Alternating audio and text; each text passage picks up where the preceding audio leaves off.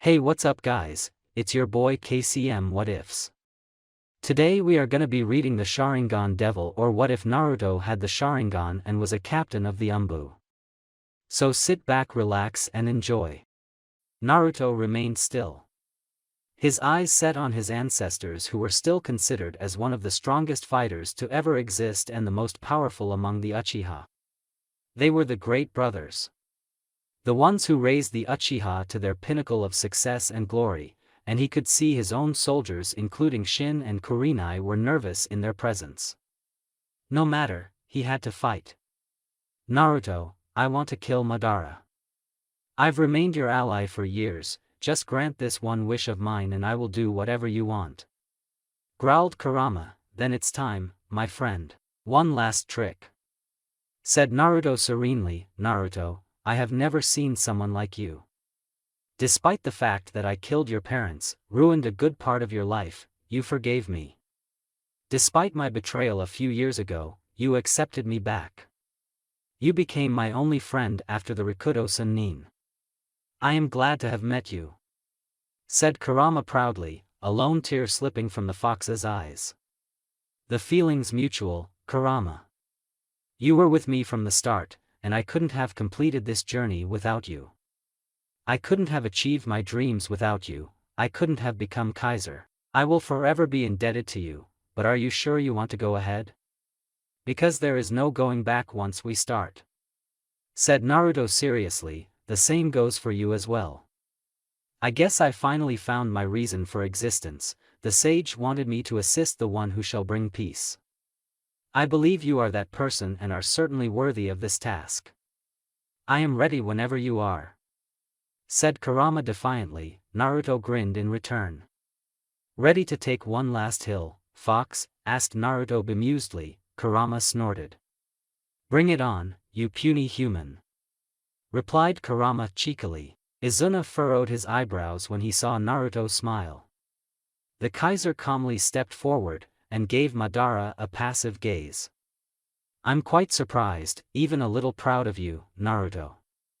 You managed to destroy the shinobi world, a feat even I couldn't accomplish. It speaks volumes of your power. Wouldn't you like to join us? We are after all family. Said Madara, a curious smile visible on his face. Interesting offer. One which I'll pass. A Kaiser can never surrender or kneel before anyone. Said Naruto proudly. Why do you resist, Naruto? All of us are aiming for the same thing, peace. Suggested Izuna patiently. I can never agree to be a part of the moon I plan. Sending entire humanity to an endless dream world? Never to wake up forever. Said Naruto crudely, shocking Kurenai. So this was the Akatsuki's ultimate plan. To say it was delusional would be an understatement. Why not? We can have eternal life. Each of us can live the way we want. There will be no wars, no famines, no poverty. Each and every desire can be fulfilled in that world. Everybody can be a Kaiser. Everybody can have the love of their life. The childless can have children, and everything which is impossible to achieve in this cruel reality. Explained Izuna seriously. A world of love, a world of victors, a world where all wishes comes true. Finished Madara. But it won't be real, can't you understand that? Asked Kurenai frankly, and stood her ground even when Madara glanced at her. Is reality such a desirable thing? Tell me, Naruto.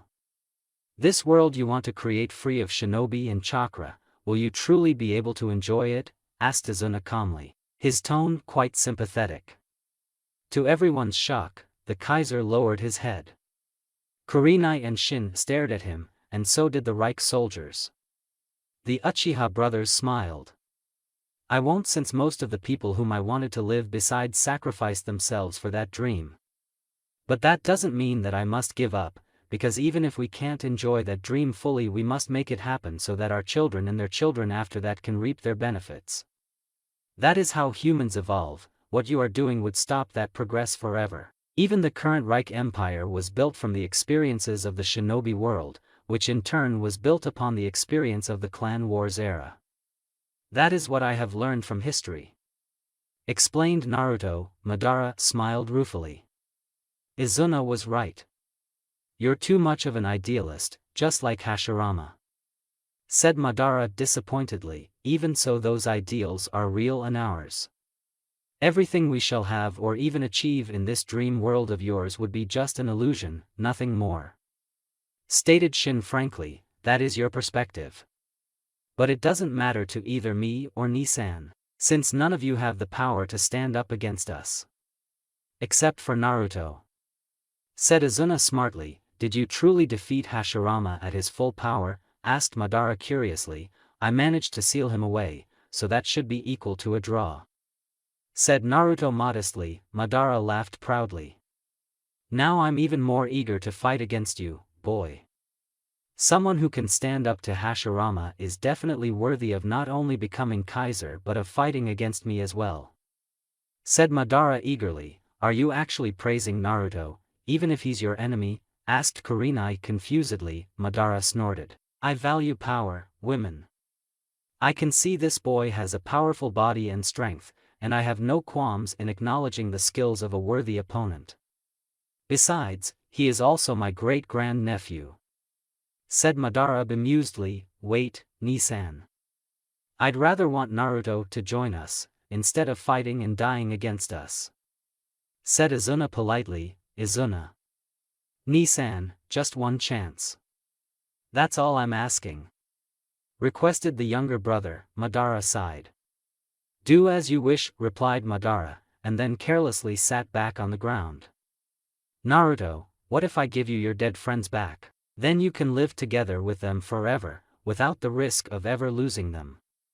I can bring back Sasuke, Tsunade, Gaara, Rei, Shin, Sai, and all those soldiers you lost to this war, offered Izuna honestly. For a moment Kurenai saw how tempted Naruto was from that offer, but with great reluctance the Kaiser closed his eyes. I can bring them back myself after I take the Rinnegan from you, challenged Naruto. You sure are confident about your chances against me and my brother, even when you are wounded and slowly dying? Asked Izuna sharply. Naruto grimaced. Of course his ancestors would see through his deception with those eyes of theirs. Kurenai gave him a sharp glare, and his soldiers seemed quite terrified from that news. Only Shin remained unfazed, which earned him another glare from Kurenai as she understood that the boy knew this as well. It is true that I am wounded, but it won't stop me from defeating you, said Naruto confidently. Interesting. Izuna, I'd say we should fulfill his wish, mocked Madara. Is that your final answer? Asked Izuna sadly. Why do you care so much, Izuna? Retorted Naruto sharply, making the man look away. Accept it or not, you are my blood. I don't have any true family left beside Madara and you. I couldn't save your father, and it would pain me greatly if I have to kill you, said Izuna sadly. Naruto blinked. Was he truly serious? The look in Izuna's eyes was quite genuine. He honestly cared about Naruto in a twisted way. What do you mean you couldn't save my father? Asked Naruto confusedly. Izuna, do you really want to do this? Asked Madara tiredly. He wanted nothing more than to flex his muscles against this brat. But except for Izuna, there was no family for him. Even this boy meant nothing. He had learnt a hard lesson of family betrayal when his own clan turned their backs on him. The only thing that mattered was power and the will to accomplish one's goals. Unfortunately, even if Izuna agreed to side with him, his little brother still cared about his descendants, and Madara cared about Izuna a lot. So, he would give his brother time to make the brat understand. Otherwise, when Izuna died during the Clan Wars era, Zetsu approached me. Through him I learnt that there was a way to bring my brother back, so I allowed Zetsu to preserve Izuna's body while I searched for a way. In order to do that, I also agreed to Hashirama's wish of forming a village only to stop the fighting so I could concentrate on my real task. After going through the Uchiha tablet, not only did I find a way to bring Izuna back but also change the world. Explained Madara briefly. You could have simply worked to bring Izuna back, and with your powers you would have even succeeded, Madara pointed Naruto. even if I revived my brother, things would remain the same. Wars still continued, and I knew Izuna would die one way or another protecting Konoha since the Uchiha were a part of the village, and my brother was extremely loyal to his family. In the end the net result would be the same, said Madara seriously. Naruto sighed, but didn't stop his delusional ancestor. When I tried to explain the moon I planned to Hashirama, neither could he understand its importance or the concept itself. So I left the village, and the rest of the history you know. Except that I faked my death and didn't die in the final battle with Hashirama, said Madara, a cunning smirk visible on his face. Kurenai and Shin could now understand where the Kaiser got his dangerous cunning. For decades I continued my work step by step, while the ninja world continued to fight great wars. By the end of the Third Great Ninja War, I had become extremely old, and at that time I managed to awaken the Rinnegan, the eye that was once possessed by the Rikudo Sennin. I was the first to attain this power after that old man, said Madara proudly. The Rikudo Sennin is real? Asked Kurenai in surprise. He is. The Uchiha, Senju and Uzumaki clans are his descendants, clarified Izuna. Kurenai gasped. How did you awaken the eye? Asked Naruto curiously. During my final battle with Hashirama, I managed to steal some of his blood, Flesh, and interjected his DNA into my own body. For decades I waited for results, and finally by combining the power of the two great clans I managed to awaken that eye, said Madara honestly, pointing his finger towards the Rinnegan. Did you really take Izuna's eyes after his death? Did you really steal it from your brother? Asked Naruto hesitantly. Madara glared in return. That is a lie, boy. An Uchiha only needs another set of Mangekyo Sharingan if he does not have Senju blood in him. The eternal Mangekyo Sharingan heals the damage which the original endures during its usage and compensates for it. It is like a twin motor system which works with each other, covering for each other's faults. However, if you have the Senju blood, particularly of a powerful one, then their cells automatically stop the damage. Isn't that why you didn't go blind, despite only getting a new Mangekyo in one eye, while the other was a clone made from its twin and powered by Hashirama's cells? Hashirama's cells inside your body allows you the benefit of using all powers of both the Mangekyo without going blind and at less expense of chakra, explained Madara in detail. Naruto nodded. While it was true that one of his eyes was an eternal Mangekyo Sharingan due to Shirsui's Mangekyo Sharingan replacing his old one, his remaining eye was just a clone replica made from Shirsui's eyes and powered by Hashirama's cells. It was extremely delicate work of genetic engineering which Nono and Tsunade had performed for him. And that treatment had worked, but that was not the end of it. So after activating the Rinnegan, you revived your brother? Asked Shin. Yes. But Izuna reacted in a different manner, said Madara disappointedly. Izuna massaged his forehead. Being reborn decades after everyone I knew had died terrified me a little. The entire world had changed, and I was confused. More than that, I saw my brother was an old geezer and clinging to life like a zombie with the help of the Geto Mazo, retorted Izuna sharply. Madara chuckled. Whatever the case, Izuna was not convinced that my plan was right.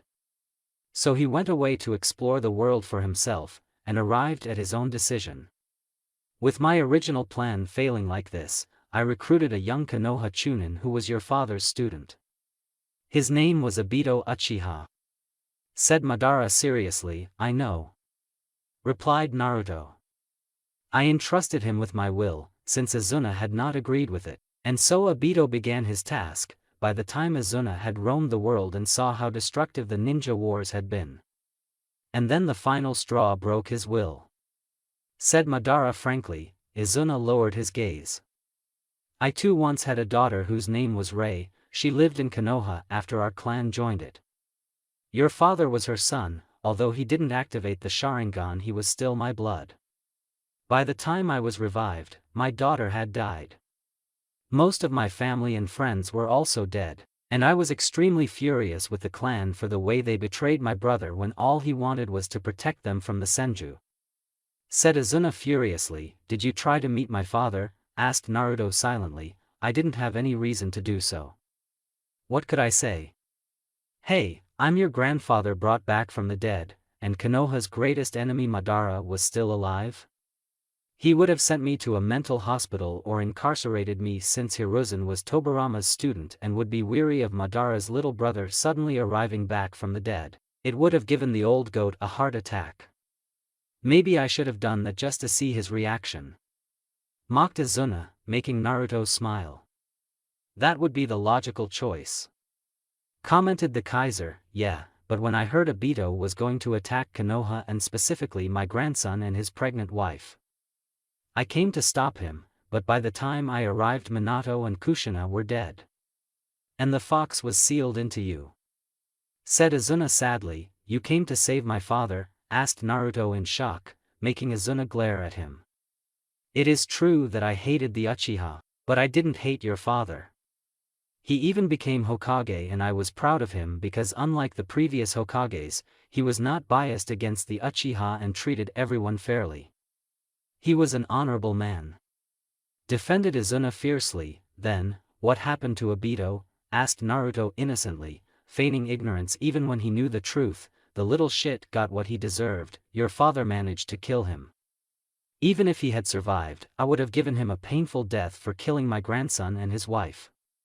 I wanted to take you with me, but couldn't do so because you were a Jinchuriki. And because Minato wanted you to be seen as a hero, I believed in that farce. You were my hope, Naruto. If the villagers could treat you properly, then I would have continued to believe that there was still a chance for the world to improve itself. But they didn't. Said Azuna bitterly. Fortunately, your pathetic treatment by the villagers and the isolation of Uchiha by Konoha destroyed any foolish thoughts from my brother's mind and he came back to me. I had always doubted whether Obito was truly capable of carrying out my will, so despite suffering greatly I clung to life.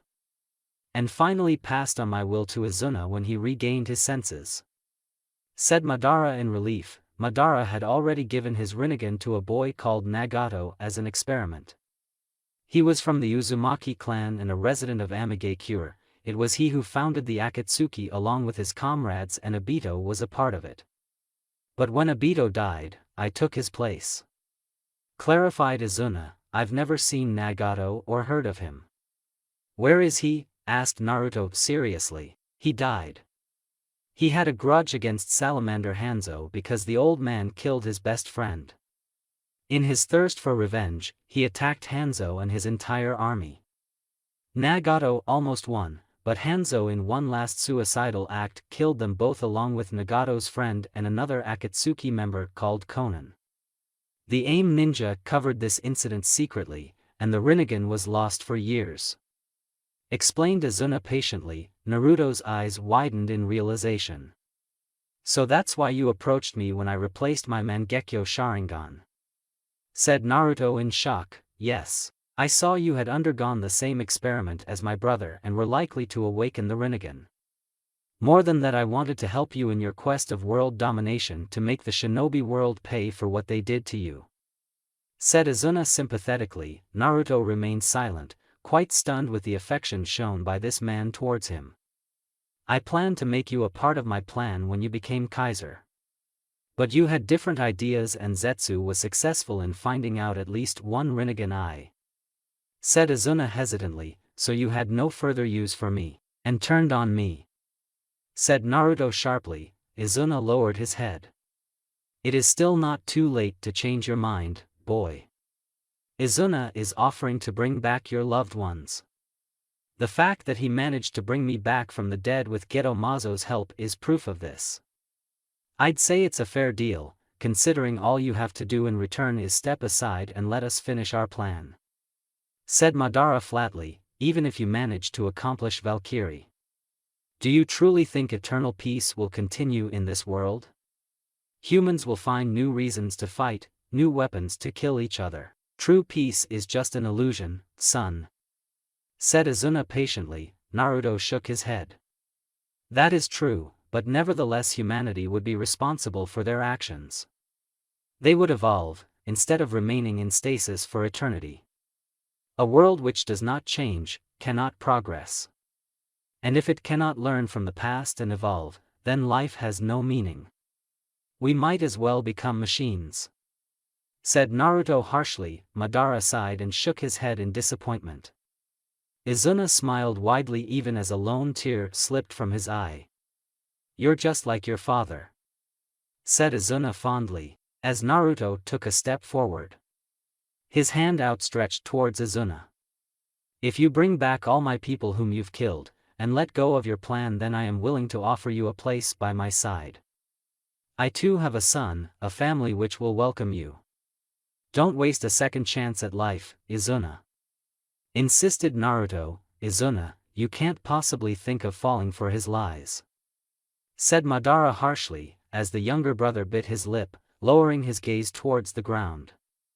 After a few moments, he looked up and stared at Naruto with a sad smile. "I'm afraid I can't bear to watch any more of my family suffer in this corrupt ninja world. I'm sorry, Naruto. But the moon I plan is our only salvation, and I must carry it out for all our sakes," said Izuna sadly. Madara smiled, and Naruto lowered his gaze.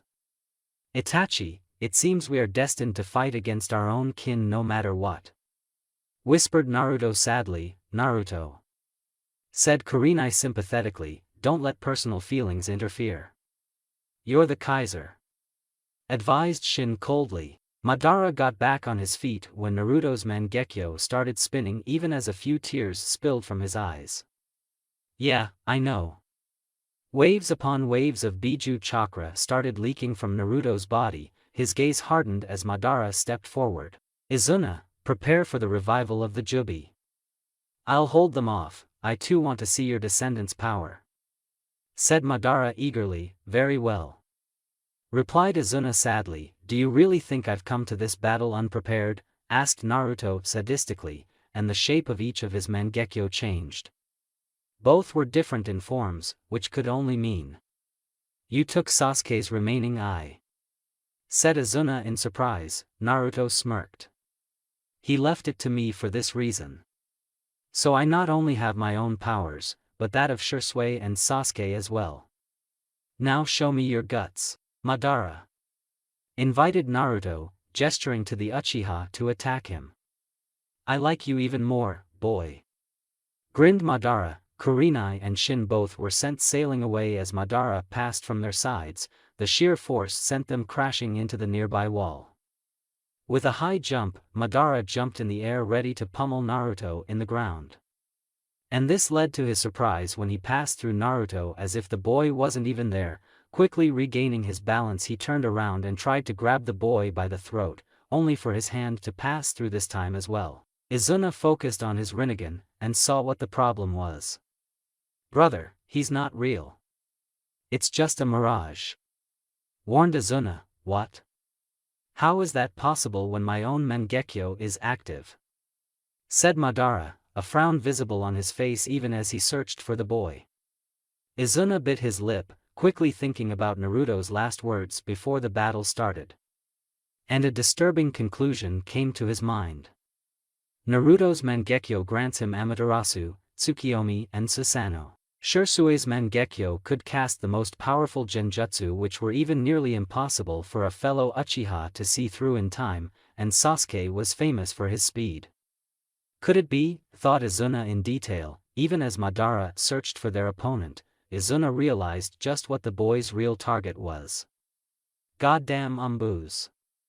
Madara, the Geto Mazo," warned Izuna urgently. Both brothers turned around and saw Naruto standing on top of the giant statue. The Kaiser had a smirk visible on his face, as one of his hands was soaking chakra from the statue. "Thank you, everyone," said Naruto gratefully. "The Biju are giving him some of their chakra, but why would they help a human?" asked Madara curiously. "The Kyuubi convinced them to help him. Remember brother, while Naruto cannot control the Geto Mazo due to not having Rinnegan, he can still access its power for himself due to having all three Uchiha, Senju and Uzumaki genes in him. With the power he absorbed just now," said Izuna hesitantly, both brothers rushed forward to stop the boy who had quickly taken out his sword and pointed it forward. Jikaku Enjo, Fortress Blaze. Madara and Izuna jumped towards him, only to have the statue surrounded by intense flames which quickly spread around to create a fortress of burning inferno. Naruto quickly flipped away, a triumphant smirk visible on his face. Izuna focused his dojutsu on Naruto, and saw the wound inside his chest had started to heal with the power he absorbed from the remaining Biju. He tried to summon the Gedomazo, but it still remained trapped in that fire barrier. Of course, the Gedomazo was related to Hachiman. And this sword also belonged to the same god, no wonder it can trap the monster. Thought Izuna frustratedly, you only delay the inevitable, Naruto. Once we defeat you, these flames shall vanish with the death of their creator. Said Madara sharply, you went straight for the critical objective first rather than the lesser ones? Very ANBU of you. Said Izuna bemusedly, I was an ANBU captain long before I became Kaiser. I can never fight a twin battle against you two and the Gedomazo, so why not keep it away for a while? I would like it very much if you two attempted to take it back through force though. Mocked Naruto, you'll fail eventually. Said Madara flatly. Kurenai and Shin quickly encircled the two brothers along with the 2,000 Reich soldiers. Naruto smiled deviously. Not if I kill the two of you first. Promised Naruto, Obito, it seems you might just prove useful this once. Together with your and Izuna's I'll fight against this boy. Thought Madara seriously, Naruto. Said Izuna, receiving a stern glance from the Kaiser. The Kaiser threw away his robes revealing a battle armor bearing the mark of the Uchiha clan. I already told. The time for talking is over, said Naruto icily. Izuna nodded grimly. Kurama, I'm putting everything on the line once and for all. Are you ready? Asked Naruto, making the fox grin. Let us show them our true power. Suggested Kurama with a grin. Izuna and Madara quickly took several steps away when Naruto raised his sword in the air. An enormous volcano of flames emerged from the blade. They burned brighter than any fire and illuminated the entire dark cave. The rocks at the top of the cave melted and evaporated into nothing. Reduced the entire creation to ashes. Ryujin Jaka. Ryujin Jaka. The name echoed across the vast earth as a distant thunder. The ground shook, dark clouds started gathering everywhere, the sunlight vanished completely, as an unbelievable killing intent descended on every living soul. The sound of the rising flames was as ferocious as those of a Biju's cry, and its power was as strong if not stronger than the Gedomazo which lay trapped. Madara observed in utter fascination a sword which he couldn't master started spreading its own power. This sensation combined with Naruto's own power was attracting him like a moth to flame. In every sense known to man, Naruto was a true Uchiha. Even greater than him on the pages of history considering the achievements of the boy in his short life of 20 years. The only thing that remained to be seen was whether the Kaiser could stand up to the glory of the infamous Uchiha brothers. Izuna keenly watched as the entire rock cave slowly started melting as the flames touched their surface. The fact that this sword was giving energy to the Reich force was another great feat, covering their bodies in bright yellow-colored energy. And no words were close enough to describe the look on Naruto's face. Akami. Whispered Kurenai in awe, for Naruto was now wearing a complete yellow golden cloak and several large fireballs were roaming around him in a guarded stance. Ancient dark marks had formed under the Kaiser's eyes, his golden hair had few shades of red mixed in, and his red-colored Mangekyo now literally sported burning fire in them. Now I understand why you were so reluctant to use this power. Thought Shin, completely taken aback by the power which Naruto was providing him to fight. And that was just a tiny fraction of the ancient energy, thousands of years old, which was now flowing through Naruto's entire body. Izuna swept his hand forward and several Zetsu clones leapt from the dark corners, but not even had they reached 10 steps near the Kaiser did they scream in agony and disappear into nothing. Let's end this, once and for all. Said Naruto. In a move which would have earned him a proud smile from the yellow flash, Naruto disappeared from his position, appearing right in front of the Uchiha brothers. But Izuna was prepared for such an attack. Shinra Tensei. Kurenai and Shin channeled large amounts of chakra to their feet, even so they were barely able to hold on due to the energy Naruto had given them.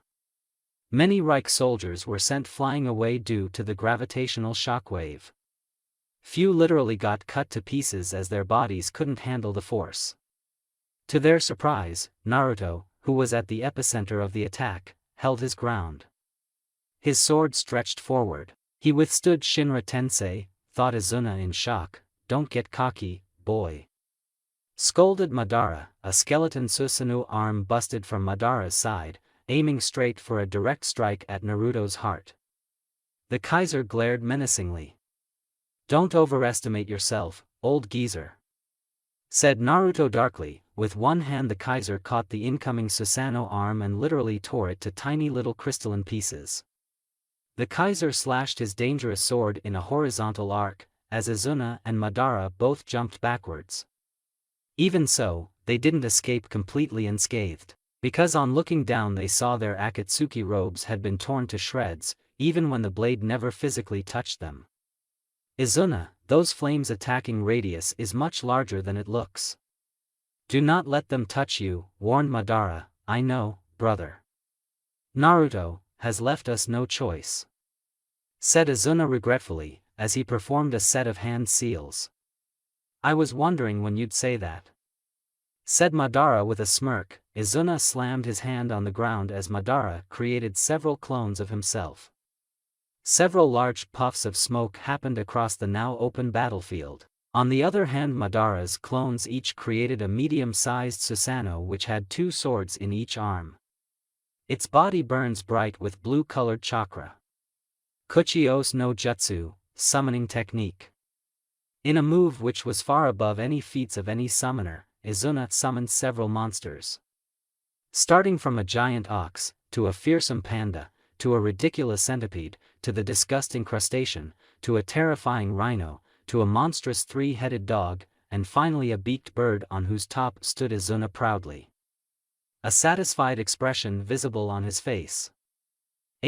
Show off, muttered Madara. With a small smile, the older brother directed his hand forward, as all the Susanoo-clad clones along with the army of summoned creatures ran towards the Kaiser. Naruto grimaced, and brought his sword forward. Even so, there were too many targets and too little time for him to strike them all.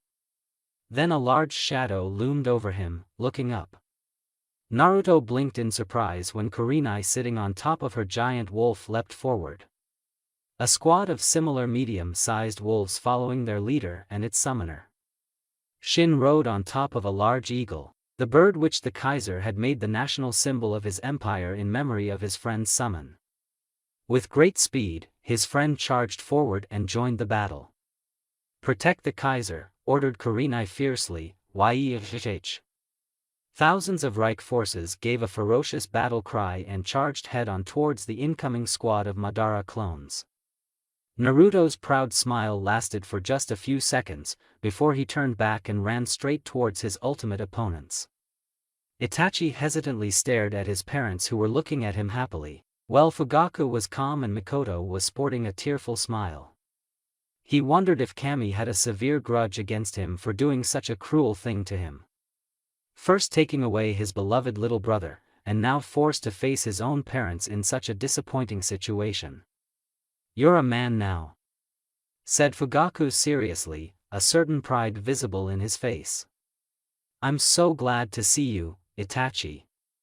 You don't know how happy I am, said Mikoto honestly, tears arriving in her eyes.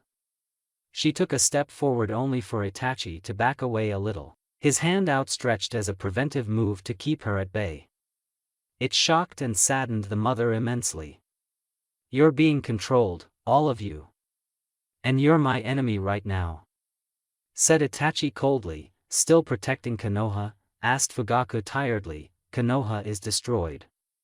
That did manage to shock the former Uchiha clan head. He stared into his son's eyes only to see the plain truth. For the first time in his life Fugaku Uchiha was speechless. "What happened?" asked Fugaku. "It seems you have a lot of catching up to do," said Itachi blankly, and frowned when Mikoto rapidly glanced around. "Itachi, where's Sasuke?" "Where is my son?" asked Mikoto worriedly. Itachi gulped, his once ice-cold gaze that was enough to terrify even the likes of Orochimaru now couldn't even muster the courage to look at his own desperate mother, a poor woman who had entrusted her younger son to him. And he had failed miserably. "He's dead too, isn't he?" asked Fugaku sadly, reading his elder son like an easy book. Itachi's clenched fists and regretful look was the only confirmation Mikoto needed to satisfy the doubt that had already formed in her heart ever since she saw her younger son not visible anywhere. Her heart broke not only for herself, but for Fugaku and the lonely Itachi's sake.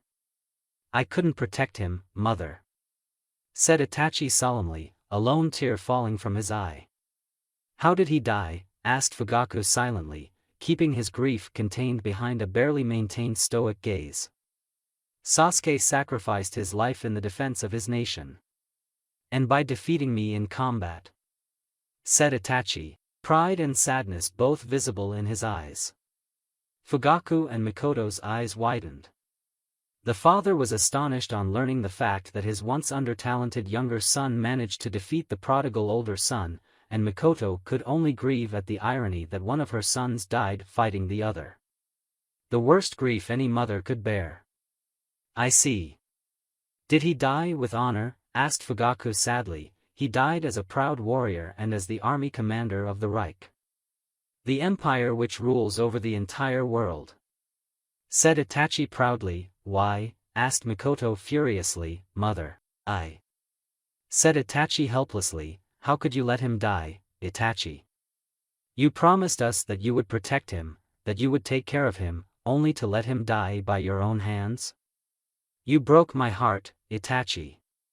You broke my heart," said Mikoto angrily, her voice full of grief and despair. Kabuto gleamed when Itachi collapsed on his knees, his shoulders slumped as tears started to fall from his eyes. The burdens he had carried his entire life finally to witness his mother's tears broke his heart. "I failed, mother. I have no right to live after everything I've done, after all the lives I've ruined. If I could exchange Sasuke's life for mine, I would do so in a heartbeat. But I can't, I just can't," said Itachi tearfully. Fugaku's eyes widened for two reasons. First, for seeing his once strong son transform into such a dead man, and the second was for two Senju clan members jumping to attack his son from behind. "Itachi!" yelled Fugaku in warning, even dashing forward to protect his only remaining son, only to be stopped by an unknown command that swept across his body. Mikoto screamed, yet Itachi remained still. His head bowed in defeat and shame, no will left to fight or speak. Waiting to meet the end, and pay for the crimes he was responsible for. Clang! Kakashi tore through the Edo Tensei warriors, leapt beside Itachi and lifted the broken man by the collar of his shirt. "Fight hard, die proud," said Kakashi fiercely. The Reich commander barely spared a glance towards Fugaku and Mikoto, pushed Itachi away and leapt valiantly towards an entire squad of cursed seal warriors. Kabuto froze. The previously nearly dead Itachi suddenly bolted straight. His eyes burned with determination and a single wish: to honor his brother. Sasuke fought hard with everything he had, and died a proud death. "I won't disgrace him by surrendering," said Itachi fiercely, his Mangekyo coming to life. Fugaku smiled proudly, Mikoto barely nodded. Itachi's murderous gaze landed on Kabuto as the Uchiha prodigy spoke in a deadly voice. "You're dead." Naruto was weary. His heart and mind were torn between helping his struggling comrades or ignoring them and directly confronting the real enemies. Kurenai and Shin were doing well in holding off the army of summoned creatures, but hundreds of his soldiers had died in the fight against Madara's Susanoo-clad clones. Even after such a loss, only one of those devils was taken down after an entire squad of Reich soldiers blasted themselves in close proximity. There were still 4 of those monsters left. "Sasuke, what should I do? You've left me all alone," thought Naruto sadly. "Make the enemy pay the same price, idiot." The Kaiser ruefully smiled when the imaginary Uchiha inside his heart scolded him. Looking forward, Naruto saw the Uchiha brothers glancing at him triumphantly. And then it hit him. "That's it. We need to do this," thought Naruto eagerly. Turning around quickly, he made a hand seal as nearly 50 wood clones of him came into existence. Their eyes fixed solely on the Madara clones that were brutally killing the Reich soldiers. Naruto spoke in an icy tone. "Rip them apart, no matter what," barked the Kaiser, wordlessly. The wood clones charged forward and within a minute one of Madara's clones was bludgeoned to death. The wood clones were quite precise in following the order given to them by the original. With the situation getting under control, Naruto turned back towards the real enemy. A strange abnormal hand had formed on Izuna's left shoulder, with several missiles targeted straight at his descendant. Kaiwan no Haya, flaming arrow of amazing ability. "Fire," said Madara coldly. Naruto placed his left foot forward, gripped his sword in his right hand. He spinned his Manjikyu eyes, as several replicas of him appeared throughout the fields. The approaching missiles now had more than one target to strike, and it led them to chaos as every few of them went after a different Naruto. Izuna grit his teeth when every time each missile tried to attack a Naruto, they would just pass through, revealing the image to be just a mirage. Then he heard the boy's voice. "Shur-ni Sudaraiki, strike of death." In a scary combination move, all the Narutos across the field raised their divine swords and destroyed each end of every missile roaming across the battlefield. What a failure!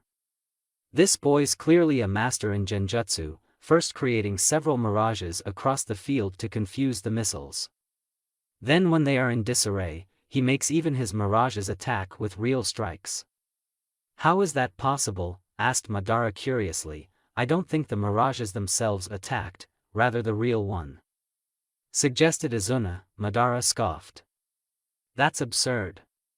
Nobody can move that fast unless they know the Hiraition," concluded Madara. Izuna focused his Rinnegan keenly across the field, and for the first time he discovered something abnormal. Across the entire terrain he spotted heavy outputs of chakra.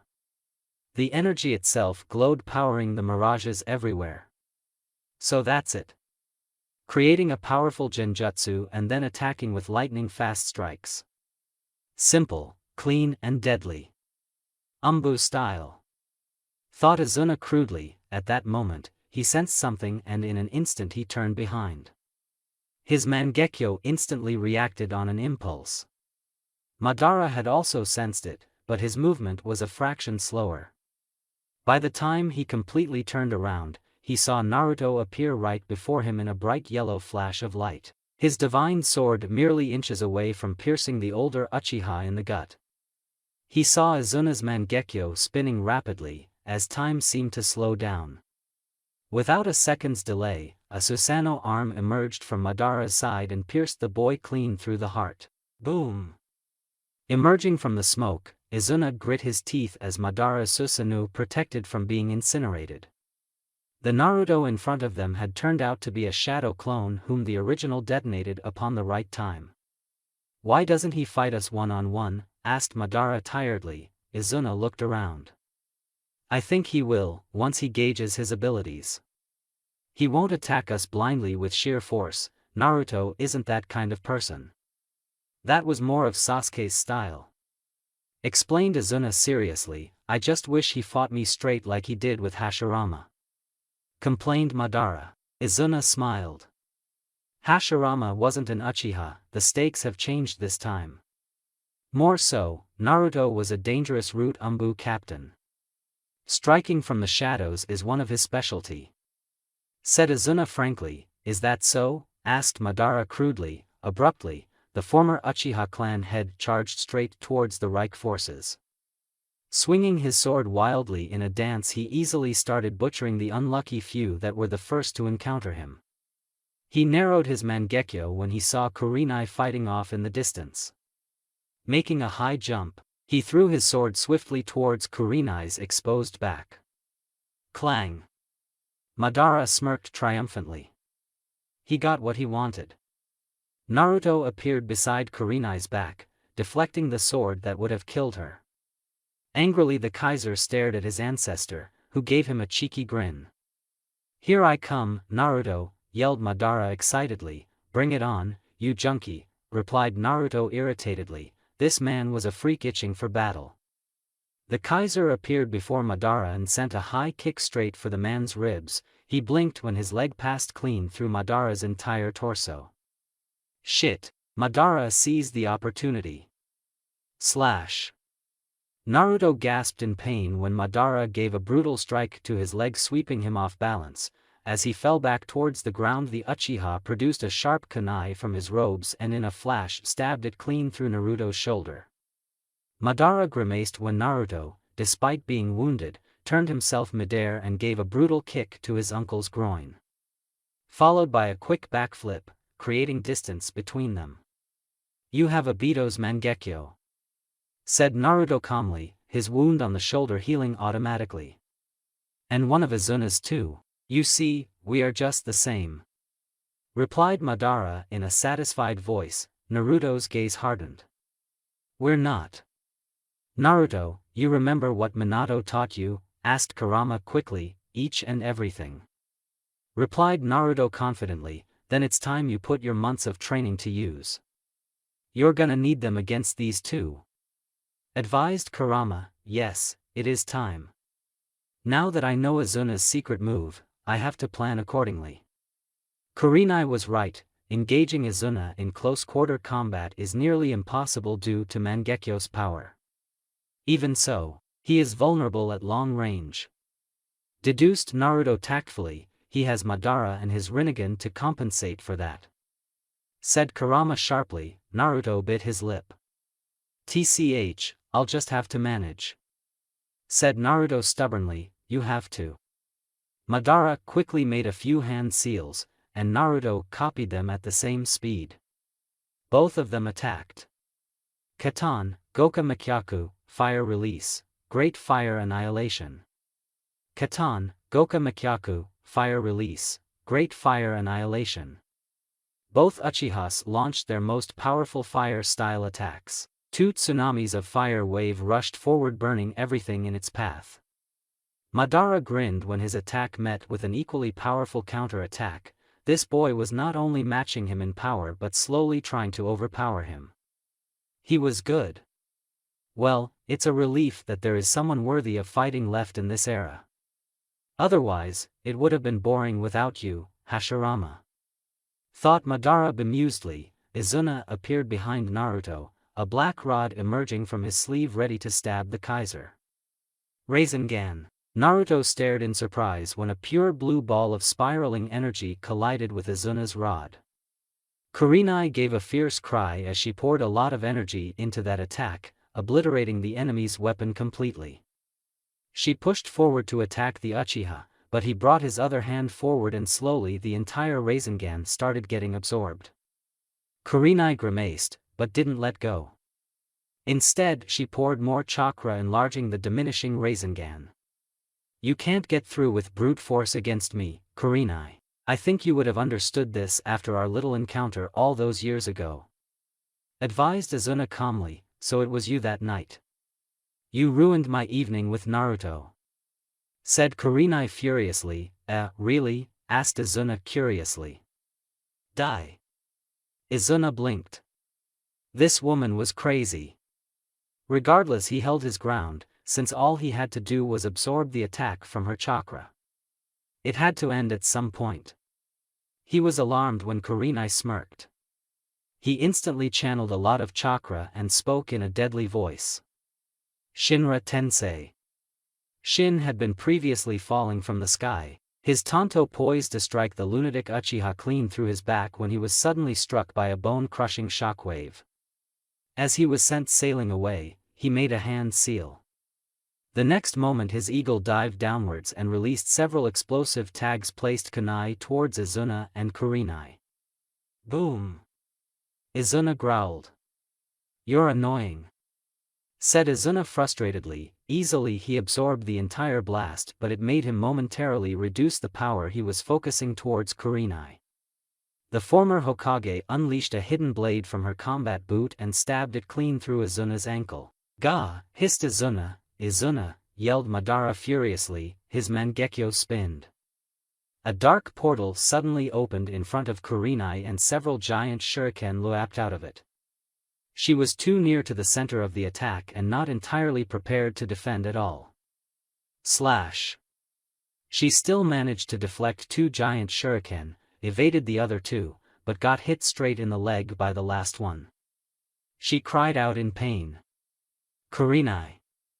Naruto immediately channeled a large amount of chakra in his left hand and slammed it on the ground. Streams of water forcefully burst out of the ground, hitting the giant ox straight in the chest, making it disappear.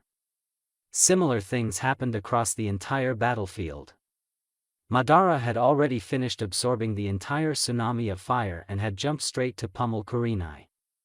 Naruto quickly threw a smoke bomb which exploded in mid-air. The momentary distraction was enough for the Kaiser to leap beside Kurenai, grab her bridal style and move away, while Izuna had also retreated a little. "Don't be so reckless," scolded Naruto, even as she healed her wound. "You're putting your life on the line." "I'm doing the same," replied Kurenai sharply, "but dash. No, we do this together. Or we don't do this at all. I may not be as powerful as you, but you need my help however little that is." "Understood?" asked Kurenai sternly. Naruto sighed. "Then be my backup. Let me lead from the front, and support me when you get the chance." "Can you do that?" asked Naruto worriedly. She gave him a quick peck on the lips which made him smile despite their grim situation. Getting back on their feet, both of them stood side by side facing the Uchiha brothers who were already prepared for battle. "Let's go." Izuna raised his hand forward as Madara spinned his own Manjikyu.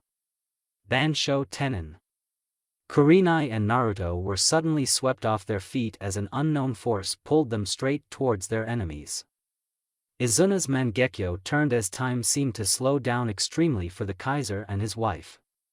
"Amaterasu," whispered Madara. An entire wall of black flames charged forward ready to burn the both of them to ashes. Naruto tried to raise his sword but his movement was too slow, comparable to a snail. So, he took out a paper from his pouch with great difficulty and tossed it in the air. Kurenai had already understood his move and had performed the necessary hand seal.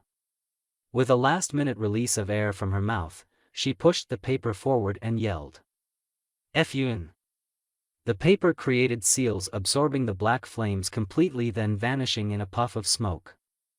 Naruto instantly made himself handstand with great difficulty. Kurenai used his legs as a springboard to slowly jump high. Naruto clenched his fists. Mokuton, Sashiki no Jutsu, would release, cutting technique. Izuna and Madara leapt away when several sharp wooden spikes rose from the ground. In doing so, Izuna lost focus and time seemed to speed up again. Kurenai was already in position and tossed a single shuriken forward. Shuriken Kage Bunshin no Jutsu, Shuriken Shadow Clone Technique. Madara stepped forward, a kunai ready in his hand to deal with the army of spinning shuriken approaching towards them. At first it seemed like a normal attack, then his eyes picked up something.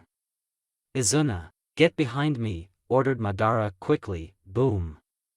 Boom. Boom. The hidden explosive tags attached by Kurenai went off, creating a series of continuous explosions which were more than enough to destroy an entire platoon of ninjas. "We got them?" asked Kurenai. "Hopefully," Naruto shook his head.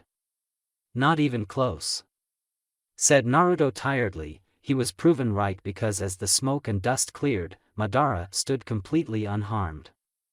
A dark blue skeleton Susanoo had shielded him and his brother from the barrage of explosions. "I think we just pissed them off," said Naruto clumsily. Kurenai glared in return. "Not a good time to be cheeky, my love," replied Kurenai. Her dreaded words came true when Madara's Susanoo started growing bigger and bigger in size. Izuna stepped beside his brother, all sense of reluctance and sympathy gone from his eyes as he clasped his hands together. "You just had to say it, didn't you?" asked Naruto. The entire ground shook, cracks started appearing everywhere as Izuna yelled in a loud and murderous voice. "Chibaku Tensei! Naruto Uchiha!" Madara's cold voice echoed across the destroyed battlefield, as everywhere lay the bodies of nearly 2,000 Reich soldiers. All killed in action. Izuna lay panting beside his brother, while Kurenai remained protected in a wooden dome created by her husband. The Kaiser had tears in his eyes as he saw the bodies of so many of his soldiers, the ones who had bravely attacked the Uchiha brothers. Before Izuna could truly finish his devastating attack, the soldiers had attacked so ferociously that both brothers had to fight together or risked being killed. "You have fought valiantly, Kaiser. But you have allowed your friends to die for you, rather than face the enemy yourself," sneered Madara. Tears fell from Naruto's eyes as that remark broke his heart. The sheer truth behind those words combined with Sasuke, Gaara and Tsunade's smiling faces sent him into an unending pit of despair. One which only seemed to grow bigger and bigger as he watched his dead soldiers lying motionless around the field. Madara's Susanoo took a step forward as the Uchiha expanded his hands dramatically. "On this night, join me and accept your destiny," ordered Madara, sheer brutality visible in his dark eyes. The man's victory in close sight of him. Naruto knelt down and closed the eyes of one of his soldiers, his hands trembling with grief. "I never wanted any of you to die like this," said Naruto sadly. "We should end this, Naruto," said Kurenai seriously. "You can never defeat us, Naruto. We are immortal," boasted Izuna. Madara raised an eyebrow. Izuna took a step back when the entire ground exploded. The sheer rage that radiated from the young boy was enough to make his opponents cautious. Shin arrived beside his friends, helping Kurenai to stand straight. To say Naruto was mad would be the understatement of the millennium. "If you don't want to die, Kurenai, then get out of here," warned Naruto, but protested his wife, and gasped when she saw the murderous fire burning in his eyes. "Now," said Naruto darkly, his insanity reaching the highest peak. Shin saw strange seals glowing on Ryujin Jaka, and wordlessly grabbed a wounded Kurenai. She protested, but he completely ignored her, exchanging one last glance with Naruto. His friend didn't reply, his heart crying for blood. A moment later, as Shin dragged Kurenai away, Naruto started walking forward. His furious gaze set on Madara and Izuna. "Immortal? By the time I am done with you, both of you shall regret being born in this world.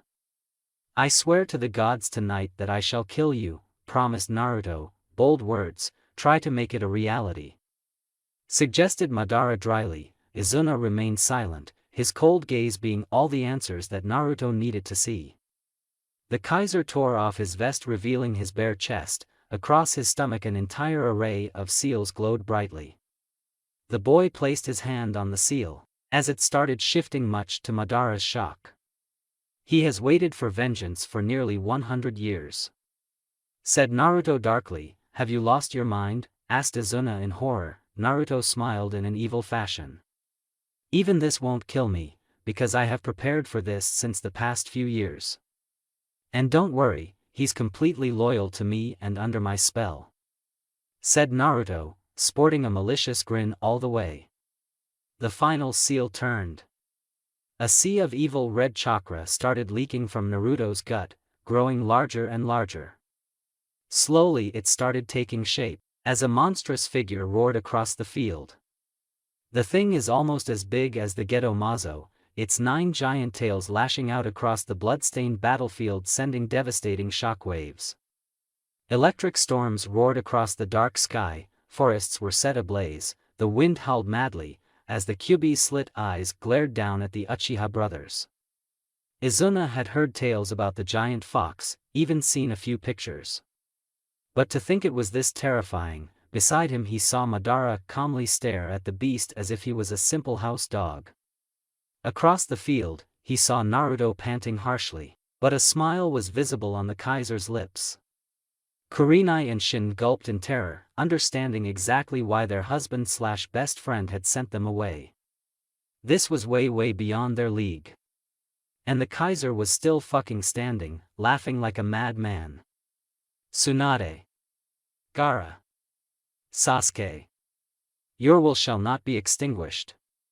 It's my turn now to bring the peace you all fought and died for. Said Naruto proudly. His Susanoo started wrapping itself entirely around the grinning fox. Naruto raised his divine sword and the entire Susanoo was drenched in yellow-colored light. Stop it, Naruto. You'll dash, warned Izuna, a little nervous with what he had just seen happen. His descendant had a monstrous willpower. I am an expendable asset. I'll take you both down with me. Said Naruto angrily. At that moment an even scarier roar echoed across the battlefield. Naruto saw Izuna sigh in relief, and Madara smirked a little. So it has begun. Said Madara triumphantly. Right on cue, the fire barrier that had previously sealed the Geto Mazo was torn apart as the scariest creature Naruto had ever seen stepped out. Instead of trembling in fear, the Kaiser leaned down and placed a hand on his giant fox friend. Told you it was probably going to be a one-way trip. Said Naruto bemusedly. Kurama grinned. Finally free fully after so many years thanks to his best friend. A glorious death. Agreed Kurama. The 10 tails tore through the barrier, its scary one eye and thousands of canine-like teeth enough to shake even the mightiest warriors. An image of Sasuke flashed through Naruto's mind, as he pointed his hand forward. Fight hard, die proud, commanded the Kaiser. The Kyuubi roared in approval. Its body shielded Susanoo, even as it was so tiny in comparison to the 10 tails. It only seemed to anger the giant monster. Its ferocious 10 tails lashing out in outrage, its vast mountain-like body swirling. Izuna quickly leapt on the beast's head, a strange cord connecting the man's skull to the beast's brain. Madara stood ahead, ready to assist his brother. Naruto was surprised when 2 people landed beside him. Although he was not at all surprised when it turned out to be Kurenai and Shin. If we are to die, then we will do so fighting to the end. Said Shin seriously. By your side. Said Kurenai firmly, and Naruto's eyes widened as he saw dark marks starting to form underneath her eyes. The giant wolf of the former Hokage leapt beside its master, with Kurenai boarding on top of it quickly. Naruto twisted his divine sword as it released a tremendous amount of energy. Arise, Felix, ordered Naruto. Shin was shocked and the yellow energy that was gathering around him started to take shape. Slowly raising him higher and higher in the air, he was awed to find himself sitting on top of a phoenix which was burning with divine yellow-colored flames. Its simple glow was enough to illuminate every part of land, even enough to make the 10 tails avert its eye for a moment due to the bright light. Naruto, you didn't have to release the fox. Your life. Said Kurenai worriedly. Naruto shook his head. I am a descendant of the world's strongest clans. More than that, I have already absorbed chakra from the remaining Biju to a certain extent, and have Ryujin Jakka. I am fine. Said Naruto confidently. So that was your plan? Said Kurenai in surprise. She was also curious as to why he even bothered attacking the Geto Mazo when there was little they could do to harm it. Now she knows why. I am at my full power in this form, Kurenai. Said Kurama, grinning from ear to ear. It speaks? Asked Kurenai in shock. Yeah. And by the way, call him Kurama. Or even better, Foxy-chan. Teased Naruto, I'll kill you. roared Kyubi, much to Kurenai's bemusement. Get in line, my friend, said Naruto casually. Even so, Naruto. A Jinchuriki becomes extremely weak and quickly dies after the tailed beast is released from them. I can understand the other Biju's chakra making you still be able to fight, but, said Shin hesitantly, how is my body able to recover so quickly from the brutal process? Asked Naruto knowingly. This is nothing. His damn mother was able to restrain me completely even after I was released from her body, when she had just finished giving birth to this idiot standing on top of me, said Kurama frankly, making Naruto's eyebrows twitch. Kurenai and Shin could only try to understand just what kind of power and strong will a person would need to do something like that. No wonder Naruto was able to do even more. His Uzumaki blood and his mother's spirit burned brightly inside of him. While I was in a coma, I also met my parents. For months I trained with them for this battle. It is that reason I woke up so late, confessed Naruto, a smile visible on his lips. You met them? Asked Kurenai in surprise. Yeah. We cleared some things, said Naruto awkwardly, just trying to finish the topic as soon as possible. Kurenai saw and understood it. I understand. I just don't know how many secrets you keep hiding away from me, and everyone else, said Kurenai, some disappointment seeping into her voice. Not many, Kurenai. Just the necessary ones, replied Naruto solemnly, sharing a secret nod with the fox. Guys, I think the 10 Tails is pissed, suggested Shin. Naruto rolled his eyes. Alright, now that it's just the 3 of us against that monster dash. Naruto was cut off when he heard several thousand voices. Turning around, he smiled widely on seeing his entire remaining army arriving towards the battlefield. Kakashi, Mifune, Shino were at the front of the army. Sai was seated on top of his ink bird joining Shin in the sky, while Itachi quickly stepped beside the Kaiser, a satisfied smile visible on his face. What took you so long? Asked Naruto curiously. Itachi simply tossed Kabuto's severed head down towards the ground, and Naruto chuckled loudly. I think Sasuke's rubbing off on you, Itachi. Still, what about the Edo Tensei and Cursed Sealed Warriors? Asked Naruto seriously. All Cursed Sealed Warriors were eliminated, just as you wanted, replied Kakashi, as the copy ninja came beside his leader. I released all the Edo Tensei as soon as I got the chance, replied Itachi frankly. You okay now? Asked Naruto. Yeah. Let's stop the apocalypse now. Wasn't that the name of some movie? Across the other side, Madara's eyebrows were twitching. One for the fact that his plan was moving smoothly, and the other for seeing Naruto still be ready to fight despite removing the Kyuubi from his body. The boy was stronger than Hashirama. Izuna, take control of the beast.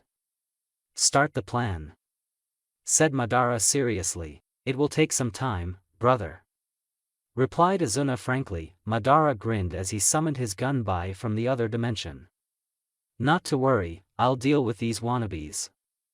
Madara's gigantic samurai warrior type Susanoo charged forward. Naruto did the same with his 9 tails covered Susanoo. Itachi, you're with me. Kurenai, you too. The rest of you throw everything you've got at Izuna, ordered Naruto. Yeah, replied thousands of humans. Naruto raised his hand high in the air, and yelled enthusiastically. Let's go, everyone. Madara raised the sword of his Susanoo, completely unfazed by the dangerous army and their powerful leaders charging straight towards him. The other hand of his Susanoo formed several Baijidama-sized red color balls. Kami no Ken Surashu, Divine Sword Slash. Izuna watched in awe as his brother's massive sword slashed forward, crashing with the ground. The resulting effects were the complete destruction of every inch of land that stood in its way, and a powerful shockwave which was now heading straight towards the approaching army. Itachi quickly activated his Susanoo, a massive shield taking on the incoming shockwave head-on. The ground shook, hundreds of Reich soldiers being sent flying away even as Itachi stopped the attack. Naruto too was surprised when he saw Itachi grit his teeth, the sheer amount of power in that attack even enough to make the prodigal Uchiha struggle. "Kurama, you ready?" asked Naruto. The Biju formed a massive tailed beast ball from its mouth, even as Madara pointed his Susanu's remaining arm forward. The one holding several Bijidama-sized red balls. Yasaka no Magatama. Madara fired his army of lethal projectiles, and Naruto was yet to finish his attack formulation. Kurenai, who was charging forward with her wolf, positioned herself between the incoming fire and the Reich army. Her hands are already moving through the seals. Doton Doryuhiki, Earth Release, Mud Wall Jutsu. She quickly started creating giant layers of earth walls. Madara's repeated attacks destroyed the defensive measures with great speed, but the more he attacked the more Kurenai defended with more earth walls. The Reich army quickly took cover behind the giant wolf and the Kaiser's wife. "Fire!" yelled Naruto, Bijidama, tailed beast ball. A massive attack was launched by the growling fox, the giant bomb rapidly approaching towards Madara, who prepared himself to face the brunt. At that time something unexpected happened. Hundreds of wooden plates started forming around the older Uchiha Susanoo. Along with a menacing wood dragon formulating on its rear, its dark yellow eyes glowing in an evil fashion. Boom!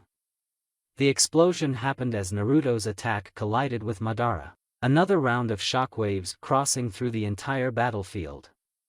By the time it was finished, Madara still stood unharmed with only a part of his Susanoo damaged.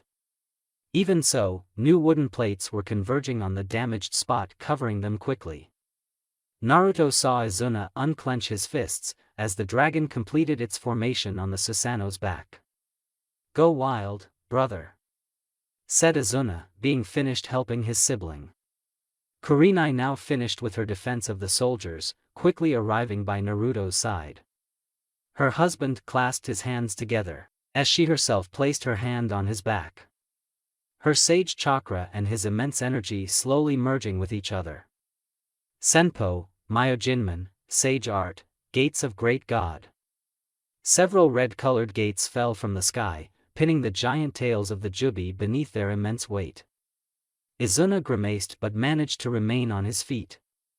Madara directly stared at Kurenai. "I never thought I'd ever see a sage again." "You're a powerful woman," complimented Madara. "I'm just getting started," replied Kurenai tersely. "Let's see what you've got then," challenged Madara. Kurenai quickly made a hand seal as her wolf stepped forward. Jumping back on top of it, she took a deep breath. "Senpo, Okami no Sakibi, Divine Wolf Cry."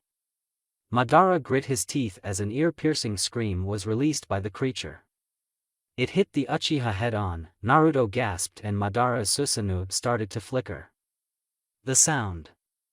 "It's disturbing his chakra concentration," thought Naruto in awe. Looking back, he saw Kurenai had her eyes closed in concentration. Her mental link with her summon allows the former Hokage to direct its attack, keeping Madara at bay. "You've become an admirable ninja, Kurenai," thought Naruto proudly. Maybe the distance in their relationship over the years had done some good for her after all. "Itachi, let's go," said Naruto seriously. "Yeah." Shin and Sai were both seated atop the mighty phoenix created by Naruto, while the battle on the ground raged on. Both of them charged straight towards the 10 tails and Izuna standing on top of it. On seeing them approach, Izuna, who was previously concentrating, directed his gaze towards them. Even with its tails restrained, Shin saw movement on the monster's part. "Sai, brace," warned Shin. The de facto pilot of the Phoenix quickly steered the bird a little away, as Izuna spoke in a deadly voice. "Mokuton, Sashiki no Jutsu, would release, cutting technique." Hundreds upon hundreds of wooden spears were created by the 10 tails from its back, and launched straight towards the flying phoenix. The former wielder of Ryujin Jaka stepped forward, sharing a firm nod with the divine bird. Shin made a hand seal, as the phoenix took a deep breath. "Ten no Hano, heavenly flames." Felix released a large breath, unleashing a massive fireball which was half as large as the Kyuubi. The result was a massive clash of the fire, with the army of unending wooden projectiles being continuously thrown in its way. To Izuna's surprise, the bird was matching the 10 tails attack and holding its position effectively. He soon heard the battle cries of thousands of Reich soldiers, led by Shino and Mifune. The ones that had managed to get through Madara and were now headed straight for him and the Jubi. The younger Uchiha simply gave a firm nod. Tenpenki, Cataclysm. Mifune was thrown off his feet when a devastating earthquake rocked the entire field. Hundreds of his soldiers lost their footing too. It didn't end there, as he saw several destructive lightning strikes rain down on their frontal line. The poor soldiers were fried to a crisp. Shino was sent flying away courtesy of a furious tornado striking from the sky. Hundreds of Reich soldiers also got hit in the same attack. Izuna frowned when, despite the grave losses inflicted on them, the remaining Reich soldiers continued to charge towards him, uncaring of the dangers to their lives. They seemed determined for a fight.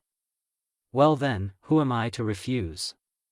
said Izuna coldly. The 10 tails' entire body started shifting as hundreds of creatures started detaching themselves. Many of them were humanoid in shape, and the rest looked like animals. Some were quite large, the rest small, some medium in size. Izuna pointed his hand forward and ordered, "Charge!" The Reich forces stopped their charge, many of them even taking a step back as the army of screaming creatures ran towards them. With their leaders injured, and the Edo Tensei duo busy in the sky, there was nobody left to lead or guide them against such an enemy. At that moment, they saw a shadow pass through the air. Chidori. Kakashi stabbed his electrified hand straight through the head of one of the largest Jubi clones. It gave a painful cry before crumbling to the ground. "I couldn't protect many of my friends.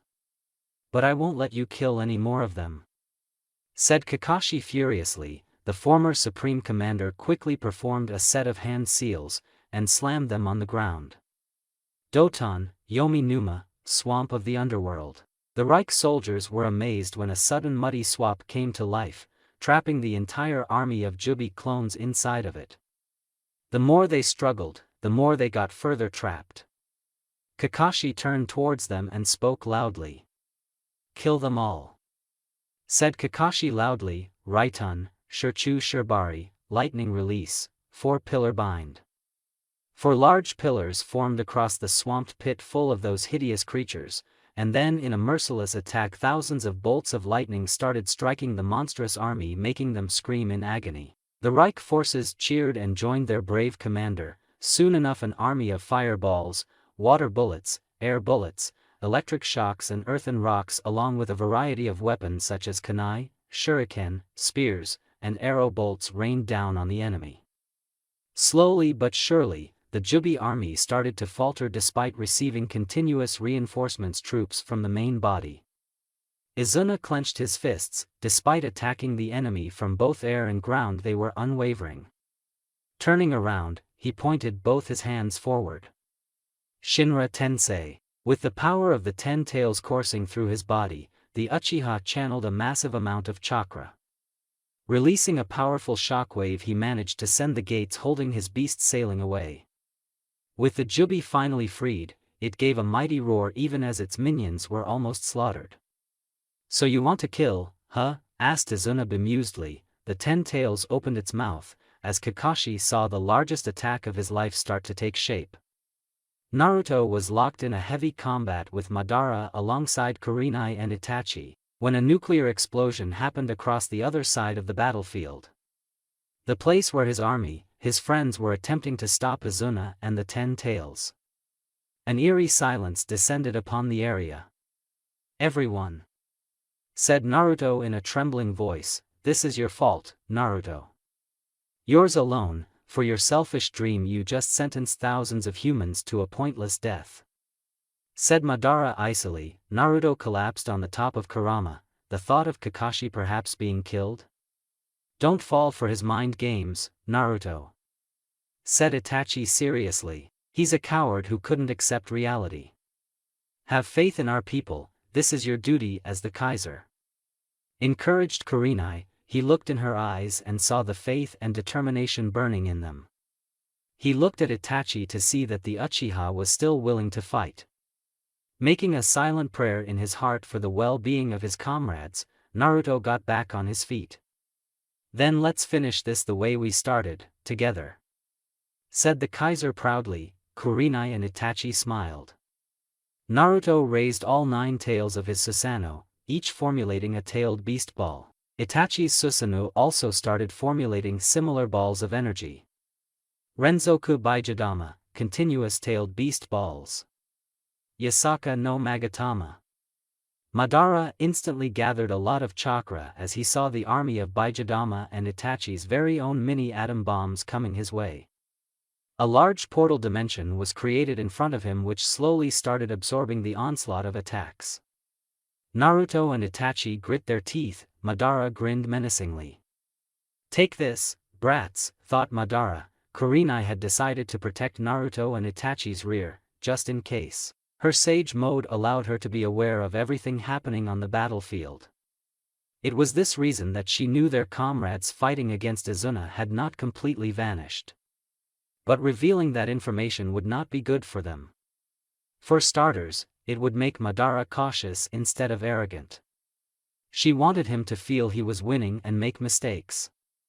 And Naruto needed some strong motivation to finish off this beastly Uchiha quickly, and what better way than to suggest that his entire army along with Kakashi's life was at risk. So far her plan was working. Then she sensed something. Alarmed, she turned towards Naruto and Itachi. We've got incoming, behind us, warned Kurenai urgently. Itachi swiftly reacted. Placing himself along with his Susanoo in front of Naruto and Kurenai, he grimaced as 9-tailed beast balls along with his own energy weapons emerged from the portal dimension. Bravely raising his shield forward, he also managed to deflect 2 of them with the help of his sword. Boom!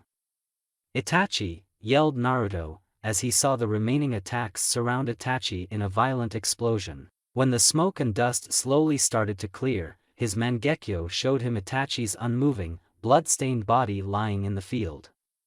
Taking on 9-tailed beast balls made by the Kyuubi and powered by Naruto's own monstrous energy, and his own attacks were too much for the prodigal Uchiha. He simply lay there. Slash! The Kaiser's horror didn't end there as he heard a scream.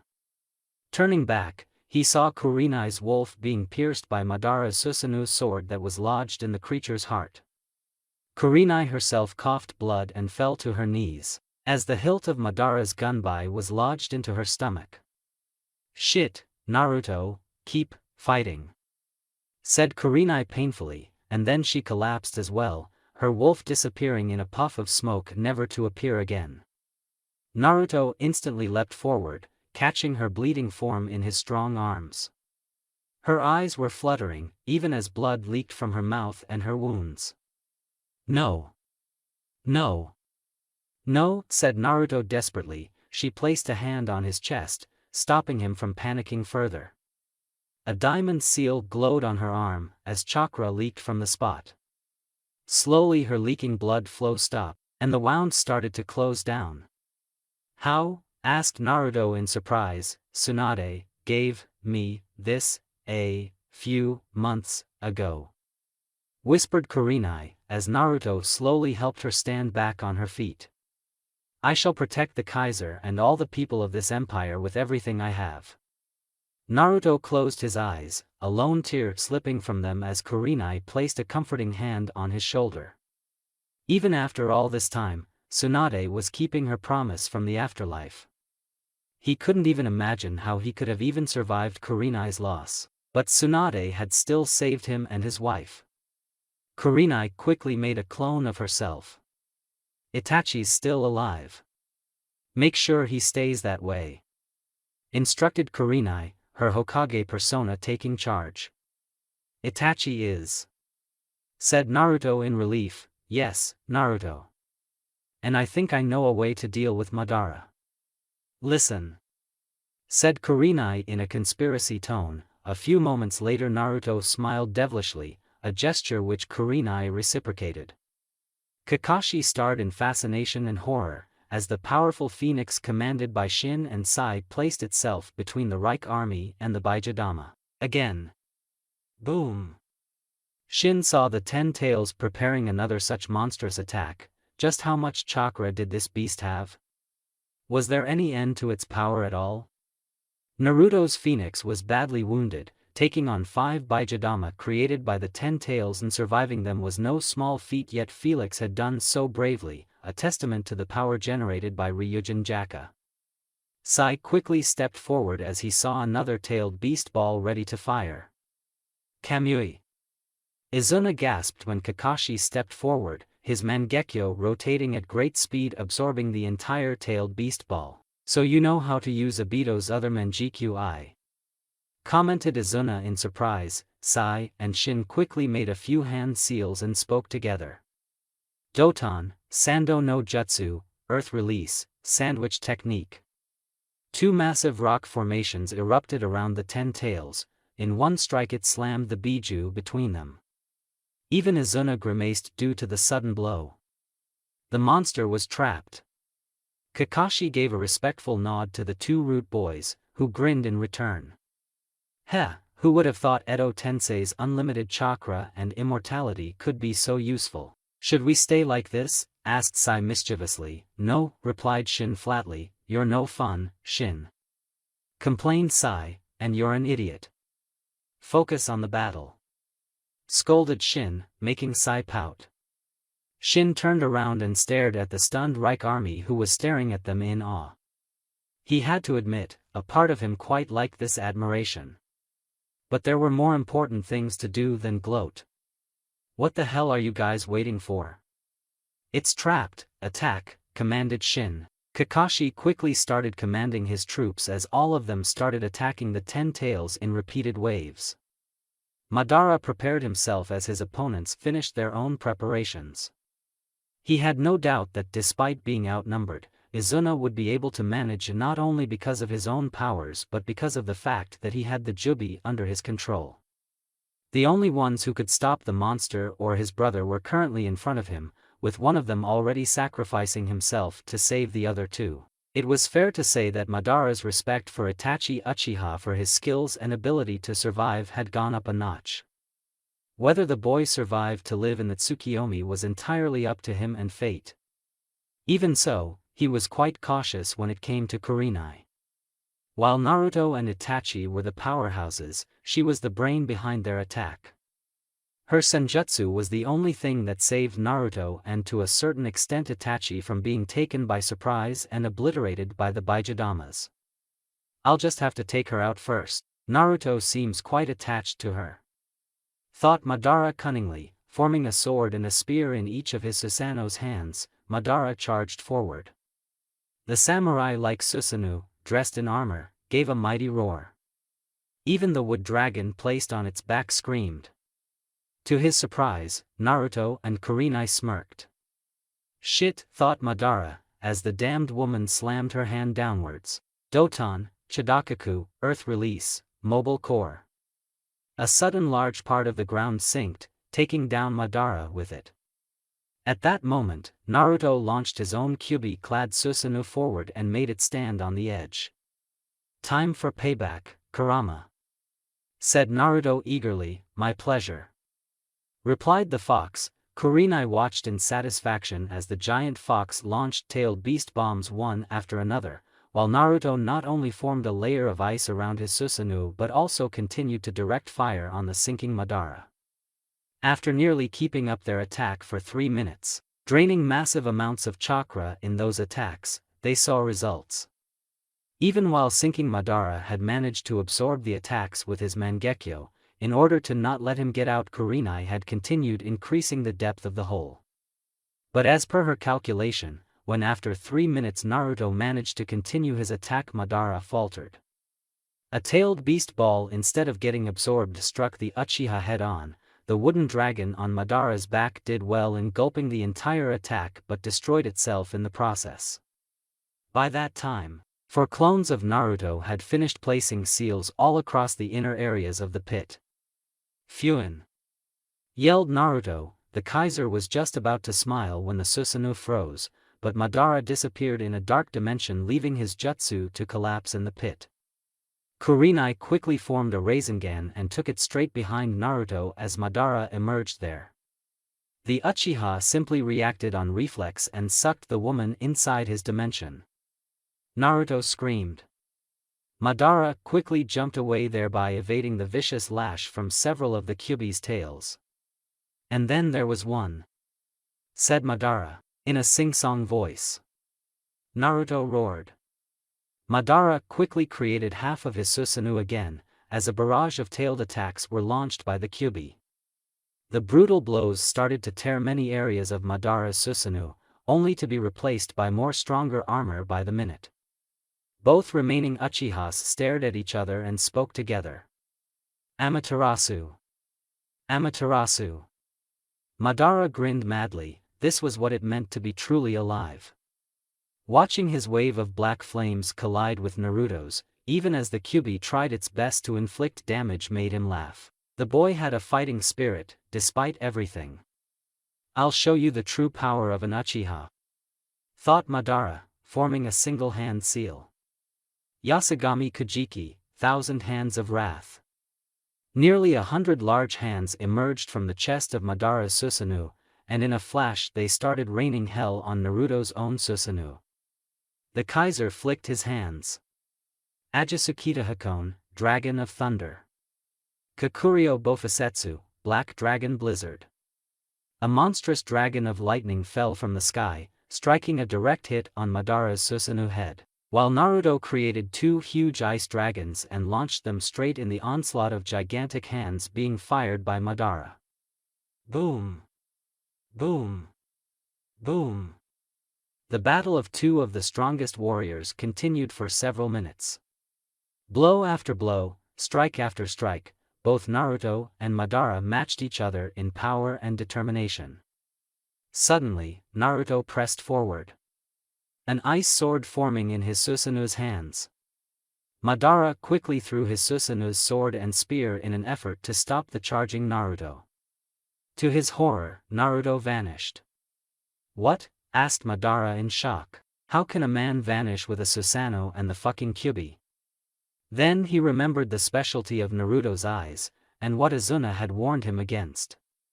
That lesson was the only thing that allowed Madara to create a last-minute defense.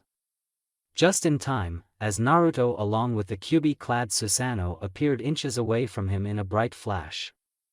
Madara raised his Susanoo's hands as a blocking measure, but all of the Kyuubi's 9 tails attacked at once. The concentrated attack, backed by the powerful stab of Naruto's ice sword, tore through Madara's strongest jutsu. The ice sword had also pierced through Madara's heart, but neither was the man in pain or bleeding. Instead, Madara was smiling. "You can't beat me, Naruto," said Madara tiredly. "No, I can't," admitted Naruto, an evil grin arriving on his lips. Madara's breath stopped when he spotted Ryujin Jaka missing from the Kaiser's arms. Slash! A fire erupted across Madara's chest along with a large hole. The man coughed blood as he fell to his knees. His Susanoo vanished, and Madara crashed on the ground. "I can't believe my back was taken again," said Madara nostalgically. On seeing Kurenai emerge from Kyuubi's mouth, everything became clear to him. Naruto stepped beside him with Kurenai. "You're one devious woman," complimented Madara. "Your greatest advantage was also your biggest weakness," said Kurenai coldly, sending a shadow clone deliberately to my secret dimension with Ryujin Jaka, knowing no man, no matter how powerful, can survive a strike from that sword. How did you find out the secret to my Kamui?"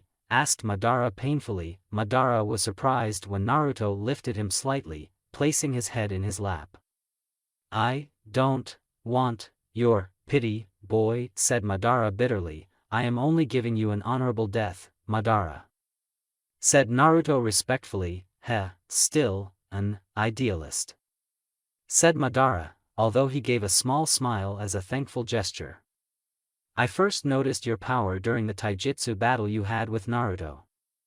You literally managed to evade his entire strike to your chest. The only possible reason you could make your body intangible would be if you transported that certain part elsewhere.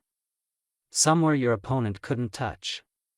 Explained Kurenai frankly. And how did you come to the conclusion that it was specifically in my secret dimension? Asked Madara curiously. It was a guess. I simply assumed that the dimension was the only possible reason where you could transport your body without killing yourself, and it was connected with your eyes. So I gambled, said Kurenai hesitantly. Madara chuckled.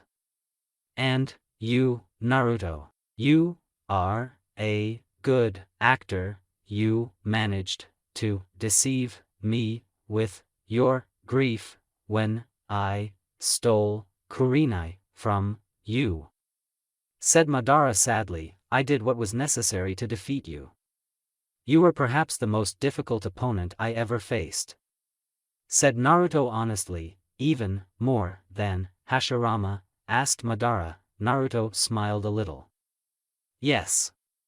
Madara smiled contentedly, even as his breathing became extremely slow.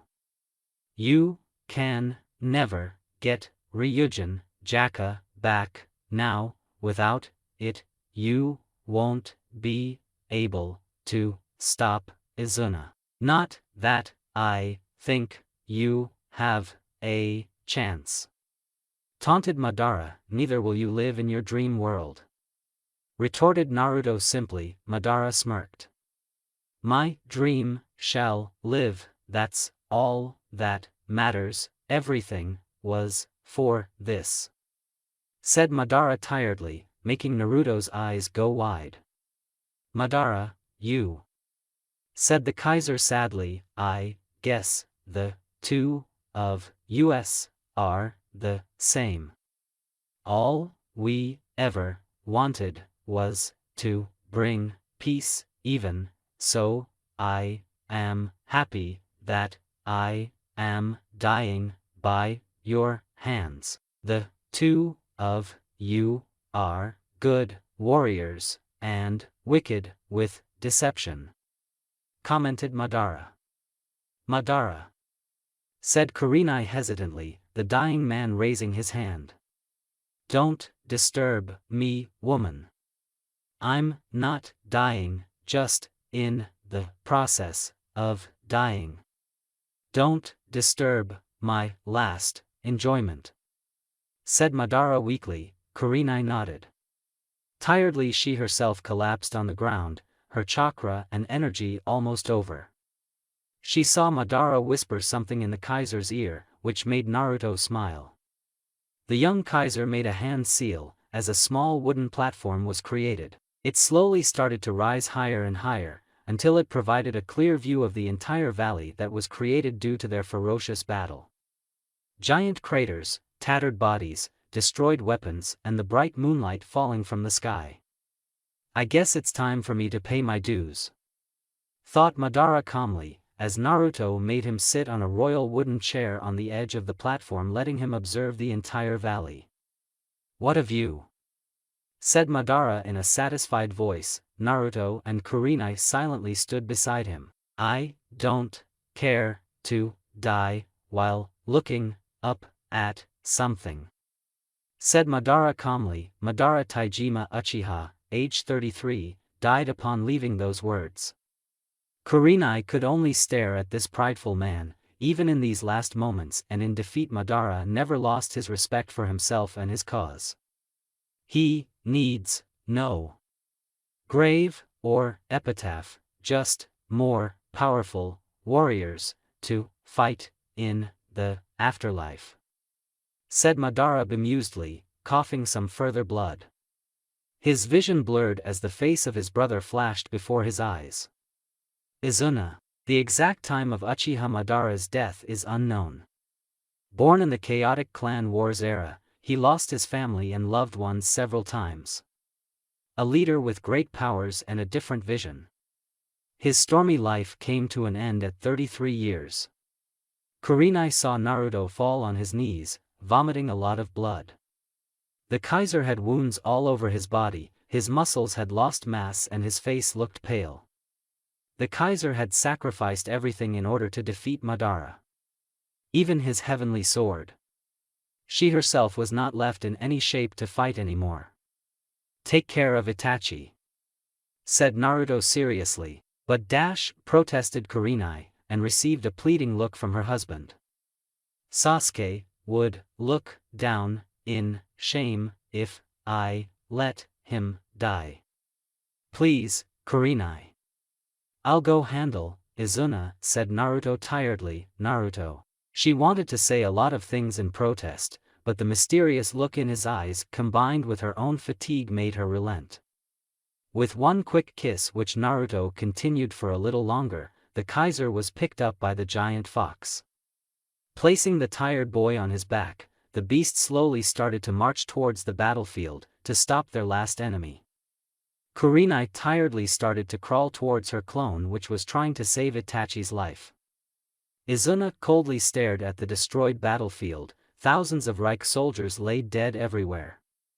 Kakashi lay wounded on the field. Mifune was also gravely wounded, and Shino was nowhere to be seen, probably also killed in battle. The powerful Phoenix had vanished a few minutes ago, and Shin along with Sai were panting harshly on the field. Their bodies slowly reforming again. The remaining few thousand Reich soldiers were extremely tired and had no fight left in them. Even so, they stood their ground intending to meet their end proudly in battle. "What extraordinary people," said Izuna in awe, despite knowing they had little or no chance to stand up against the 10 tails. They had fought. They had pushed, wounded, even survived the 10 tails onslaught with valor. Even Izuna himself came so close to being killed when Kakashi managed to reach him. The lack of Izuna's entire left arm, and a stab wound in the back was proof of Hitachi's last valiant act. "It's time to start the plan," said Izuna tiredly. He was surprised when Zetsu arrived beside him. Both white and black versions of the strange creature silently observed the destructive scene. "The resistance was wiped out," said White Zetsu. "Jiraiya of the Sannin was the last to fall," reported Black Zetsu, making the former Tobi sigh. "A pity. They were my useful pawns. I had hoped to let them live in my peaceful world. But I guess it can't be helped," said Izuna calmly. "So it's time, isn't it, Tobi?" asked White Zetsu curiously. "Yes." Izuna was surprised when a cord emerged from the 10 tails head and connected itself with Zetsu. He frowned, but before he could ask a question he saw someone arrive on the field. The Uchiha's eyes widened in horror when he saw Naruto arrive on the battlefield with the Kyuubi. The Kaiser himself looked mortified on seeing the result of the battle. The fox slowly placed the Kaiser on the ground. But if Naruto was here, then... Izuna's heart stopped. He felt himself falling into an endless pit of despair and loneliness. Even so he decided to confirm it. "Naruto, where is my brother?" asked Izuna darkly. "Madara Uchiha died honorably in battle. He's at peace now," said Naruto silently, preparing himself for battle. The remaining Reich soldiers arrived beside their Kaiser joined by Shin and Sai, as the small group felt a wave of killing intent descend upon them. "You'll pay for that, Naruto," yelled Izuna furiously. The Kaiser quickly stepped forward as Izuna clasped his hands together, and gave a fearsome battle cry. Slash! Naruto's eyes widened in shock, when a hand pierced clean through Izuna's throat and another through the man's heart. The shocked Akatsuki leader gurgled, spilling out rivers of blood. He looked back to see the Zetsu's cold glare at him. Izuna viciously tried to attack the Zetsu's, but miserably collapsed on top of the Jubi's head, his lifeless eyes still open. "What?" said Naruto in shock. The Zetsu stepped forward towards the surviving Reich forces, and looked straight at the Kaiser. "Those who have survived till now, have a right to do so till the end," said White Zetsu mysteriously. "What is the meaning of this?" asked Naruto sharply, his suspicious gaze glaring daggers at the backstabbers who had betrayed their own leader. We represent the supreme power in this conflict, and shall relay its wish to you. Choosing to ignore it or accepting it is your choice. Said Black Zetsu icily, stop fighting. Peace is what His Majesty desires. Said White Zetsu politely. The confused Reich forces looked at their leader, since he was the only one inheriting that title. But Naruto's own eyes widened in realization, as the revelation struck him. Kaiser Naruto, His Majesty wishes to speak with you. Said Black Zetsu flatly. What if I refuse? Asked Naruto coldly. Then you alone shall be responsible not only for the death of your men, but of the human race as well. What shall it be? Asked White Zetsu worriedly. Naruto stared at the tired faces of his own comrades, and the monstrous Jubi. A sigh escaped from his lips. A good leader always realized when he was being overwhelmed. And for the sake of his people, he had to make the right choice. The Kaiser gave the signal, and one by one the remaining soldiers laid down their weapons. The Zetsus remained true to their promise, and the Jubi remained still, never making a move to attack anyone. The beast slowly opened its mouth, everyone tensed, fearing the worst. But the monster simply rolled out its vast red-colored tongue straight towards Naruto, stopping just an inch before the Kaiser. Shin and Sai saw Naruto understanding the gesture and wordlessly started walking forward. At 3 a.m., January 1st, Imperial Year 6, the drums of war started to die down. Naruto walked through the dark cave which was inside of the Jubi's body.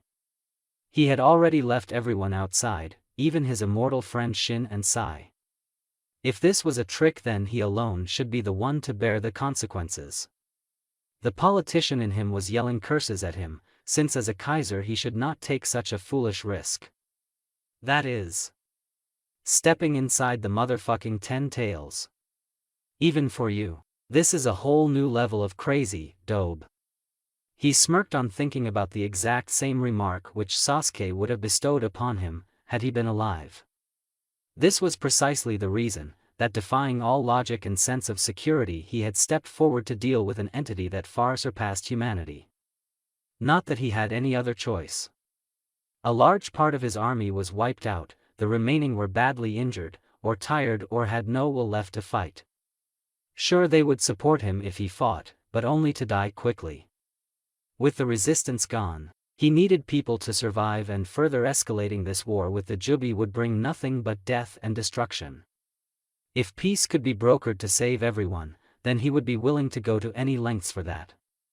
Despite the soldiers in his army being former ninjas and samurais from different villages, and were at some point forced to join him, over the years he had genuinely come to care about them and their families. It may be a little hypocritical, but he was doing what he felt was right. Humanity was simply too divided to make choices for itself without starting another series of wars. That was why he was brought forward to make it for them. Or this could just be his ego consoling him for forcefully taking control over the entire world. This place is messing with my head. Thought Naruto suddenly. If you want to kill me, then do so in battle and with your own hands. Not in this cowardly way. Barked Naruto furiously. An amused laughter echoed through the darkness, stunning Naruto. A small twist of fingers was heard. As the surroundings changed, the Kaiser found himself suddenly standing in a large hall, and after a thorough look he saw it was a royal court. There were pictures of various humans posted on the gigantic walls. A small portion of rays of sunlight seeped through the glass design at the top. Everywhere he saw lavish carpets, comfortable seats for the ruler's advisors. The most surprising thing was that the entire place was empty, except for a man standing near the throne. His back turned against Naruto, facing off into the magnificent portrait of something which Naruto couldn't understand. The picture was mostly black in color. Small various colored dots were circling around a large yellow-colored object in a ringed pattern. The Kaiser's gaze then specifically shifted towards the man, who was possibly the mysterious leader whom the Zetsus were loyal to. When he turned to face Naruto, the Kaiser took several steps back. A mortified look arriving on his face, even as the king gave him a comforting yet amused smile. "What is this?" hissed Naruto furiously. "The truth," replied the man. he had lush dark blonde hair that reached up to his neck, stark blue eyes, a light stubble around his chin which was carefully toned. He was fair and extremely handsome. His gaze, while showing curiosity, also displayed an endless sea of knowledge which could only be gained from a very long existence. He was tall, and had broad shoulders. Currently wearing a pure white-colored cloak over a hidden pair of royal blue-colored robes, this man stared at Naruto patiently. "I don't understand," said Naruto, a little fear and anxiety visible in his voice. For there in front of him stood an exact replica of himself, perhaps in his 30s and looking much wiser and knowledgeable. Even if this was possible, how did this make sense? Ah, humans. Always afraid of the dark, things they can't understand. No matter how much they age or civilizations progress, this fact remains constant. Said the man bemusedly. "What are you?" asked Naruto cautiously. The man raised his arms showing he meant no harm. "I am Hashiman." "Bullshit. Hashiman was a god, you're," said Naruto haphazardly, not finding any words to express his feelings to this clone of him. "Do I look like you? Except that I am much cooler and more handsome?" asked the man knowingly. "Bastard." The supposed king laughed at Naruto's remark in a fatherly manner. Still, he gave Naruto a disarming smile and decided to make some things clear. "For starters, I'll clear out a few misconceptions. Yes, I am Hashiman," said the man seriously. "Then, you're a..." said Naruto in awe. "No, I am not a god. In my thousands of years of existence, I have never seen such an entity. Nor have any of my predecessors, though the belief that gods exist still runs rampant among humanity no matter the civilization," said Hashiman curiously. "What? But the Uchiha tablet said," argued Naruto. Hashiman kindly shook his head. "Zetsus were the ones who wrote them. It goes to show how future can be changed by the ones who write history, the reason I have asked you to come here," said Hashiman patiently. Naruto had to take a nearby seat in order to prevent himself from collapsing. The revelation destroyed a large part of not only human history but also a part of his beliefs. To his surprise, Hashiman offered him a glass of water out of nowhere. The Kaiser didn't know whether it was real or not, or whether it was poisoned. But why would this man poison him when the jubi was more than enough to kill the entire human race? So, taking a risk, Naruto drank the water. Surprisingly, he felt all his fatigue and injuries vanish instantly. "You were eventually going to die due to your injuries and release the Kyuubi. I have stopped that," said Hashiman kindly. "Why? I don't understand. Why save me? Why even call me to talk when you can just kill us all?" asked Naruto curiously. "That was my original plan actually. Make humanity suffer for its crime of stealing a power which it didn't deserve. I waited for this moment for thousands of years, to be reborn and make mankind pay. If our talks fail, then rest assured that I will very nearly bring mankind to its extinction. Or even go further and wipe them out from the face of the universe," said Hashiman calmly, yet his voice was ice-cold and gaze unwavering. Naruto gulped. This man was certainly not joking around, and the stakes just went off the roof. "What am I?" asked Naruto hesitantly. "What do you think?" countered Hashiman. Naruto remained silent, his eyes staring across the various pictures of other humans, males and females. "You're an avatar, Naruto. Transmigration, if you are feeling spiritualistic. The prophet or Satan if you want to be religious," suggested Hashiman. "So I am not human," said Naruto disappointedly. "Actually, you are. I am me, and you are you. We are different, so were the others whom you are looking at in the pictures," advised Hashiman. "Were they just like me?" asked Naruto curiously. "Yes, they were also like you. Humans who changed the course of history, for better or worse. At some point of time, I was one too," said Hashiman nostalgically. "But human life was created by you, our civilizations started with you," protested Naruto. as Hashiman pinched the bridge of his nose. I told the idiot Zetsus not to idolize me like that. I'll have to teach them a lesson. Muttered Hashiman. You there? Asked Naruto. Yes, I am. Let me make it extremely clear, that neither am I a god, or humanity begins with my age or I created it. That is all a bullshit propaganda written by Zetsus, and foolish humanity easily accepted this farce over the course of time. Said Hashiman irritatedly. Why would they do that? Asked Naruto in a betrayed voice. His entire life he had admired Hashiman for this. This lie? Maybe they were bored. I don't know for sure what goes through their stupid brains. Said Hashiman irritatedly. They serve you. Scolded Naruto. Hashiman sighed. I know. But they have their own free will. Countered the older man. So what are you? Asked Naruto flatly. I am an intelligence. A persona derived from a man who was once called Hashiman. I am an image of his personality, memories, thoughts, and values. Replied Hashiman or the intelligence honestly. Where is the original? Asked Naruto. Dead.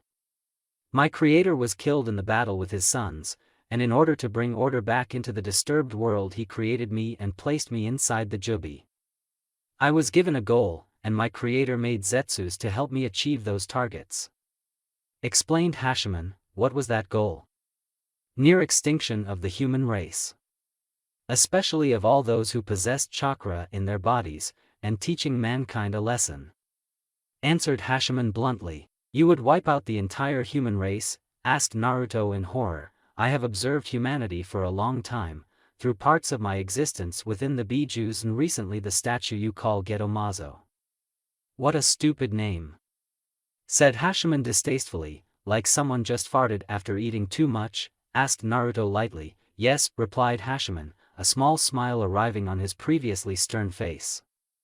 And I have received only disappointments. Despite stealing an undeserved gift, humanity instead of using it for their development used it to wipe each other out to the level of extinction.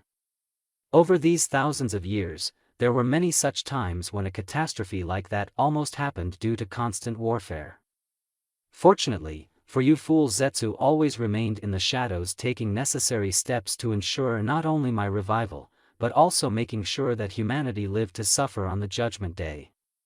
Explained Hashiman briefly. That is twisted. Said Naruto flatly. So is the human race. You are no exception to that, main Kaiser. Mocked Hashiman. And neither are you, dolt. You were made from a human, you're not even real or alive. Humanity is flawed, corrupt, selfish, but it is also helpful, kind, and full of love. For every bad action there are 100 good ones. Life cannot be measured in light or dark, for there also exists shades of gray. Explained Naruto passionately. Hashiman nodded, much to the Kaiser's surprise. Your actions have taught me that, Naruto Uchiha. You have opened up new possibilities for me. Said Hashiman truthfully. Naruto raising an eyebrow. Why? Your revolution has united the world, albeit forcefully. Not that Hashiman took any other way, in a way he was much like you. Said the intelligence. How old is human civilization? What is our history? From where did we come? Is there truly a god behind our creation? Asked Naruto curiously, each question followed by another. Hashiman massaged his forehead. That is a task which humanity has to complete themselves, if they ever manage to take some time off from destroying themselves first. Regardless, I do not have those answers which you seek, Naruto Uchiha, because I do not know them myself. Said Hashiman frankly. You mean wars like this happened even before your time? Asked Naruto in shock. Hashiman chuckled bemusedly.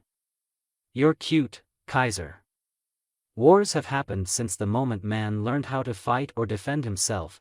We are after all animals. Aggression, violence, dominance, cunning are all present in each of us and much more. I remember the civilization before us, the Hespadians they were called.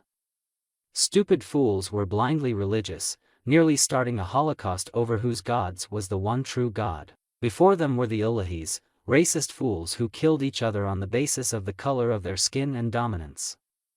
Explained Hachiman bitterly. Naruto could only listen in fascination as a small part of human history was being revealed to him, making him the first person from his era to find out the actual truth from someone who had knowledge of those eras. There was so much to learn and explore, and given a chance humanity could do so if there was someone to guide them properly on that path. Was Hachiman a part of one of these civilizations? Yes, he belonged to the Testas. That civilization was actually one of the peaceful ones in history, but the planet went through great changes and disastrous calamities occurred over the centuries. Due to such circumstances and lack of resources, and due to entire humanity being divided into various religions and nations, there was always chaos leading to war. Hachiman hailed from one of the smallest nations, losing many loved ones to such wars. His unfilled heart also yearned for peace and change. Explained the intelligence, showing few images of the original man and his sufferings. Naruto could greatly sympathize with what the man went through, since his own situation was also a similar one. He destroyed all religions, all nations, and united mankind under one banner. The free race. Said the intelligence brightly. How? Asked Naruto. Hachiman had wiped out all troublemakers, warriors who could oppose such a world for selfish reasons. You could say entire humanity became one large clan, one family. With Hachiman as its head, although he was not an emperor like you, nor a democratic leader or something else. Resources were divided equally, the earth had stabilized again and there was plenty for everyone.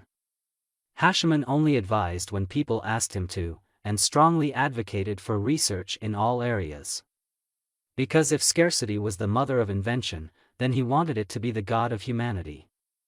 That was the only way to stop world wars from breaking out frequently, although small conflicts happened from time to time. Only to be quickly put down by him and his supporters. Explained Hachiman's replica briefly. So where did chakra came into the picture? Asked Naruto. It was already present in the atmosphere of the planet. We just didn't know it or had a way to harness its power. Of course, there is a saying that curiosity killed the cat. Said Hachiman with a chuckle. I know. Replied Naruto with a smile. Human heart desires power, conflict despite having peace.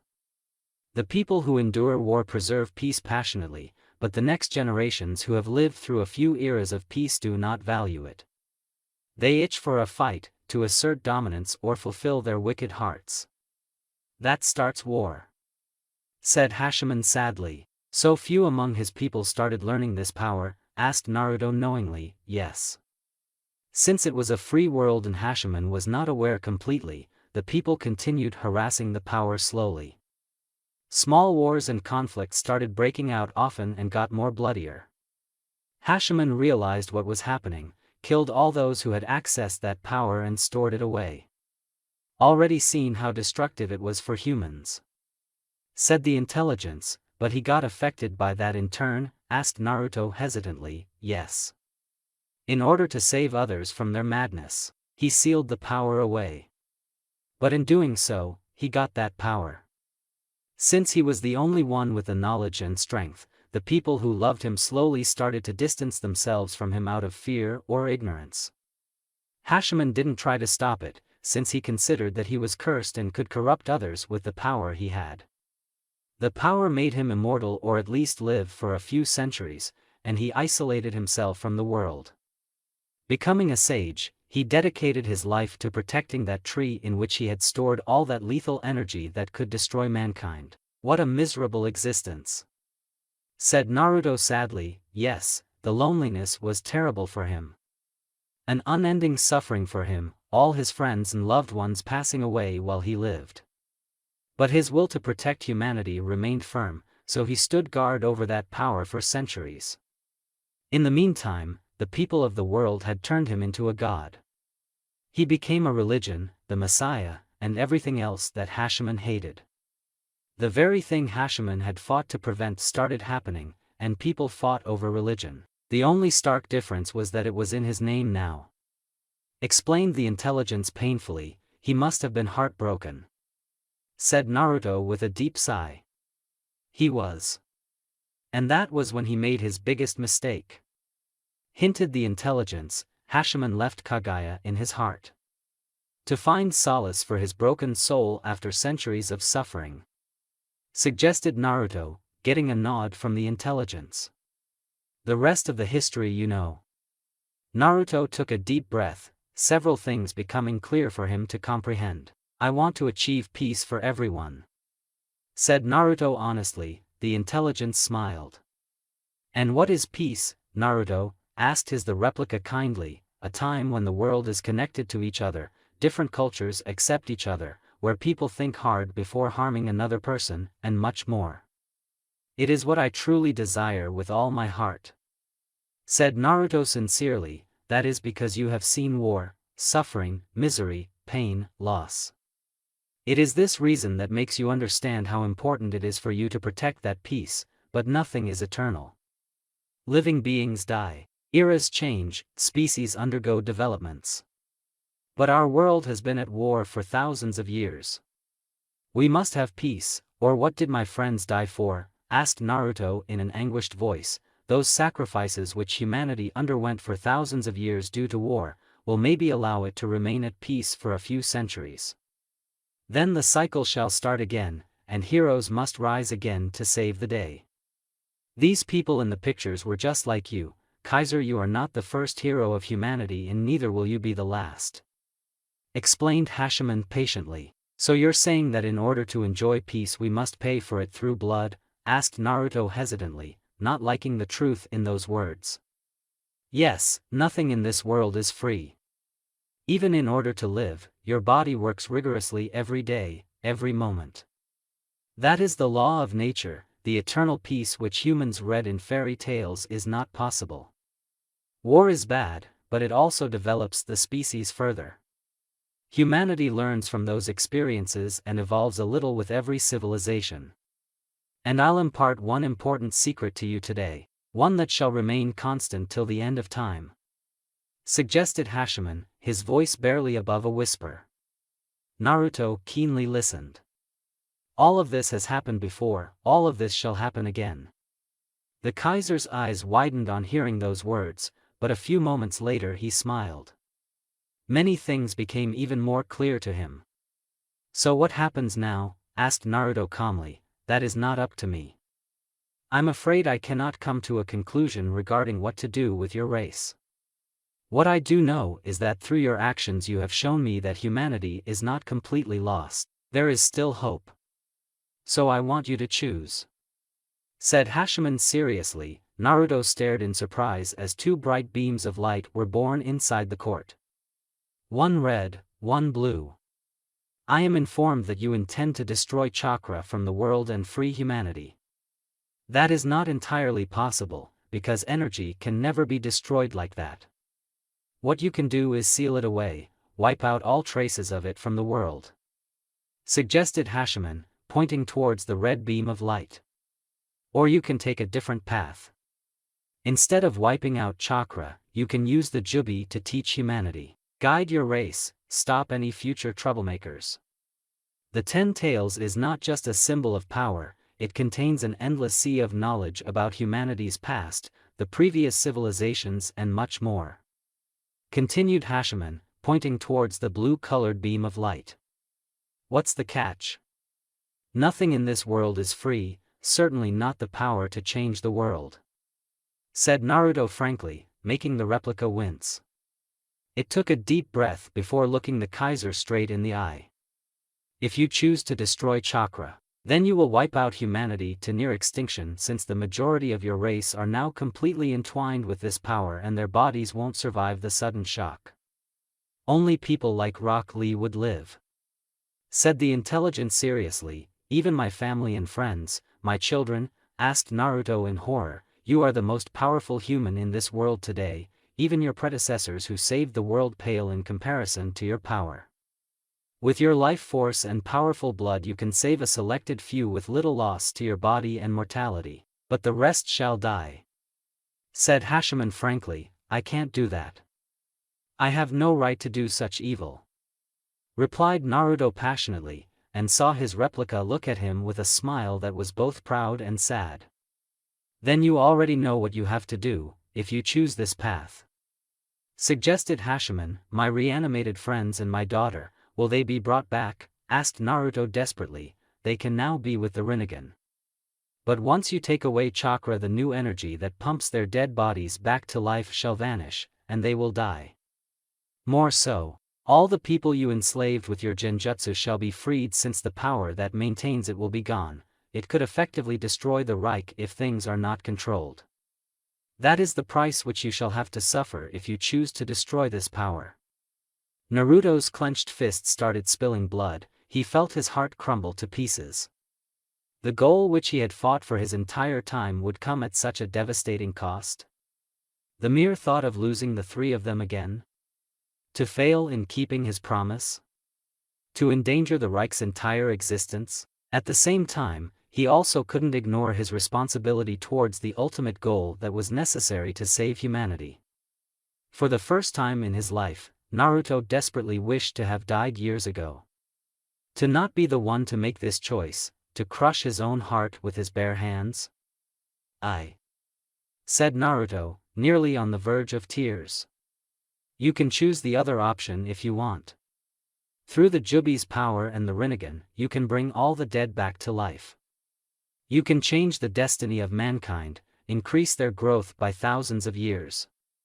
But if you fail, then humanity shall be destroyed, since it won't be able to control their desires or handle this power. If that happens, then the Jubi will have no choice but to revert to its original plan and end your race. Explained Hachiman briefly. Are there no other paths? Asked Naruto in a broken voice. Afraid not. You must make a choice between upholding your morals or letting go of them. Between being selfish towards your own personal interests or looking after the fate of the entire mankind. If you can't make a choice, then I will be forced to act according to my original programming and destroy mankind. Said Hachiman honestly. The intelligence started walking towards the two beams and took position between them, its hands spread in each direction as it spoke clearly. What shall it be, main Kaiser? Now before we get to the ending, the author has included two different endings for the story, so how the story ends is up to whichever one you like more. Ending 1. What shall it be, main Kaiser? Hachiman waited as the young emperor remained still.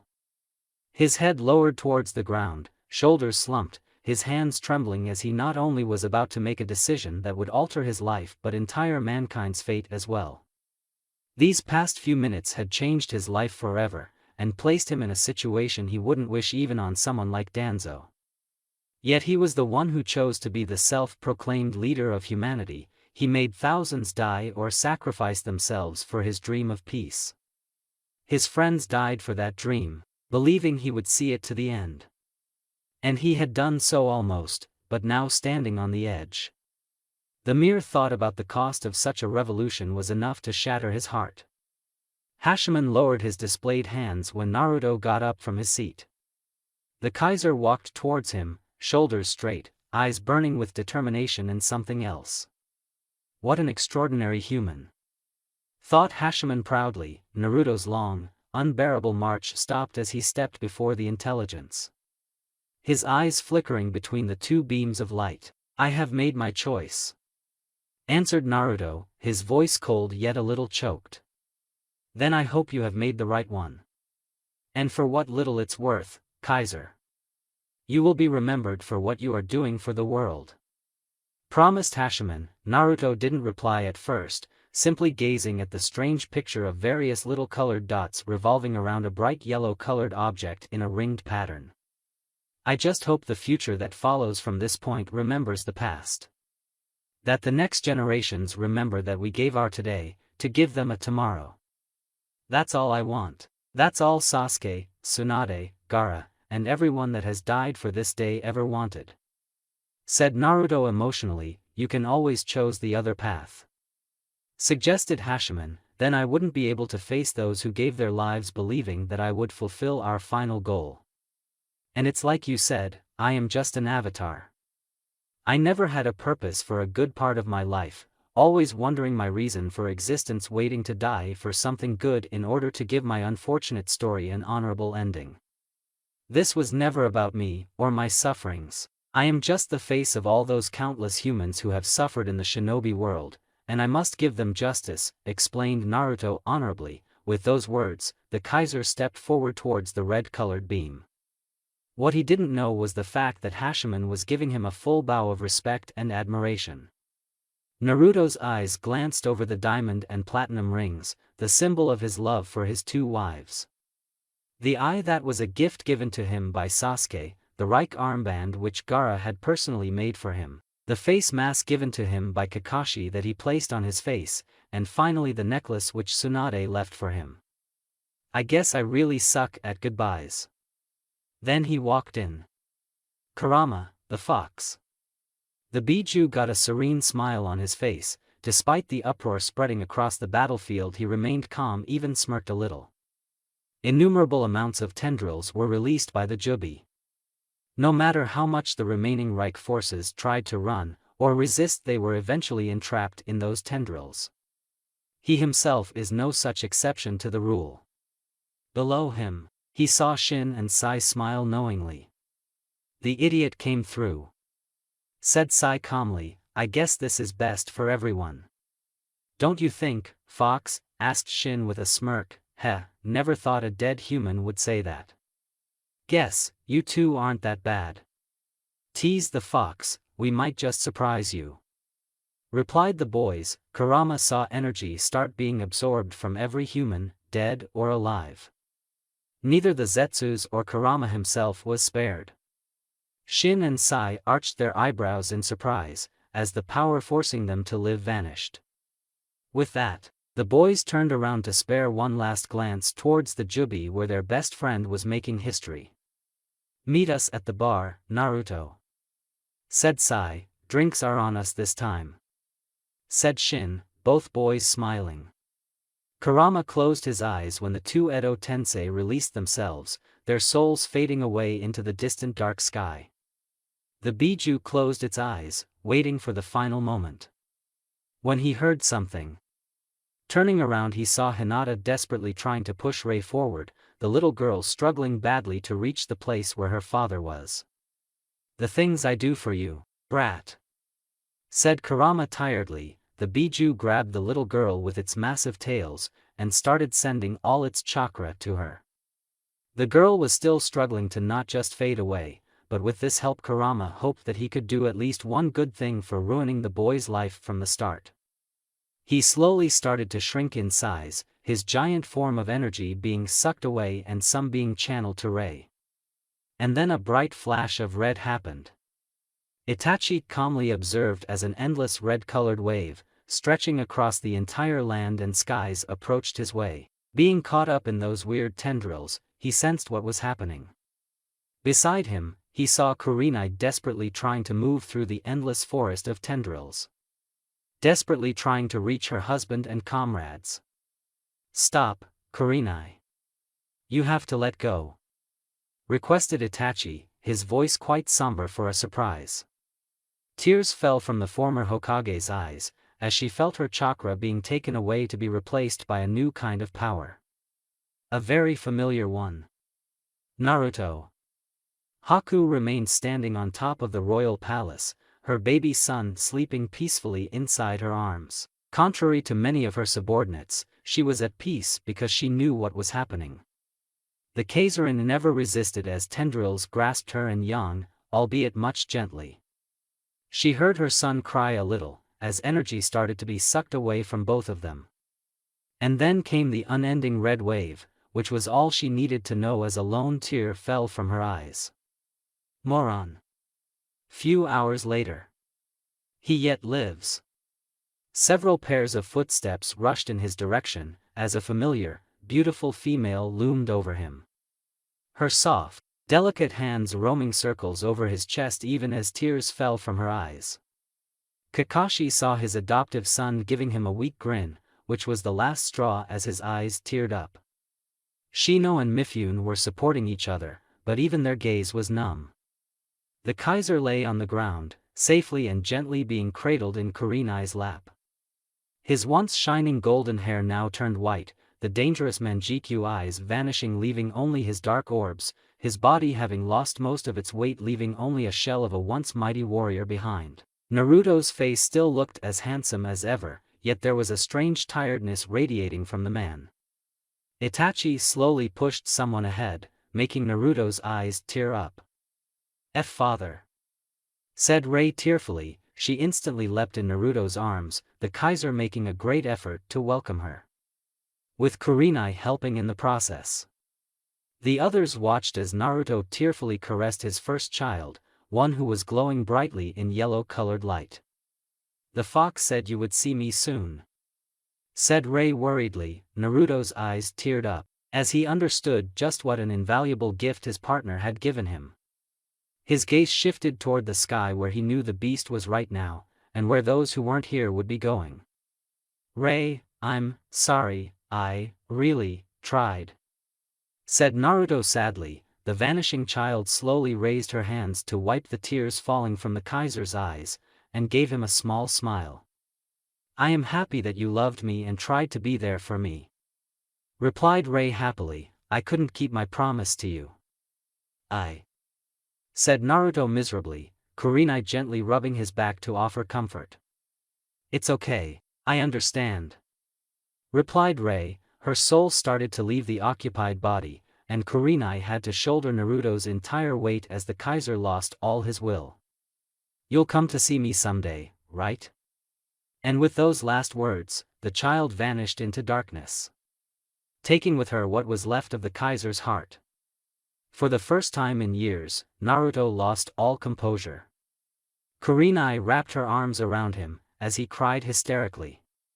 The remaining free former Reich soldiers started coming forward. Kakashi and Itachi quickly took defensive positions to protect their group against any aggression.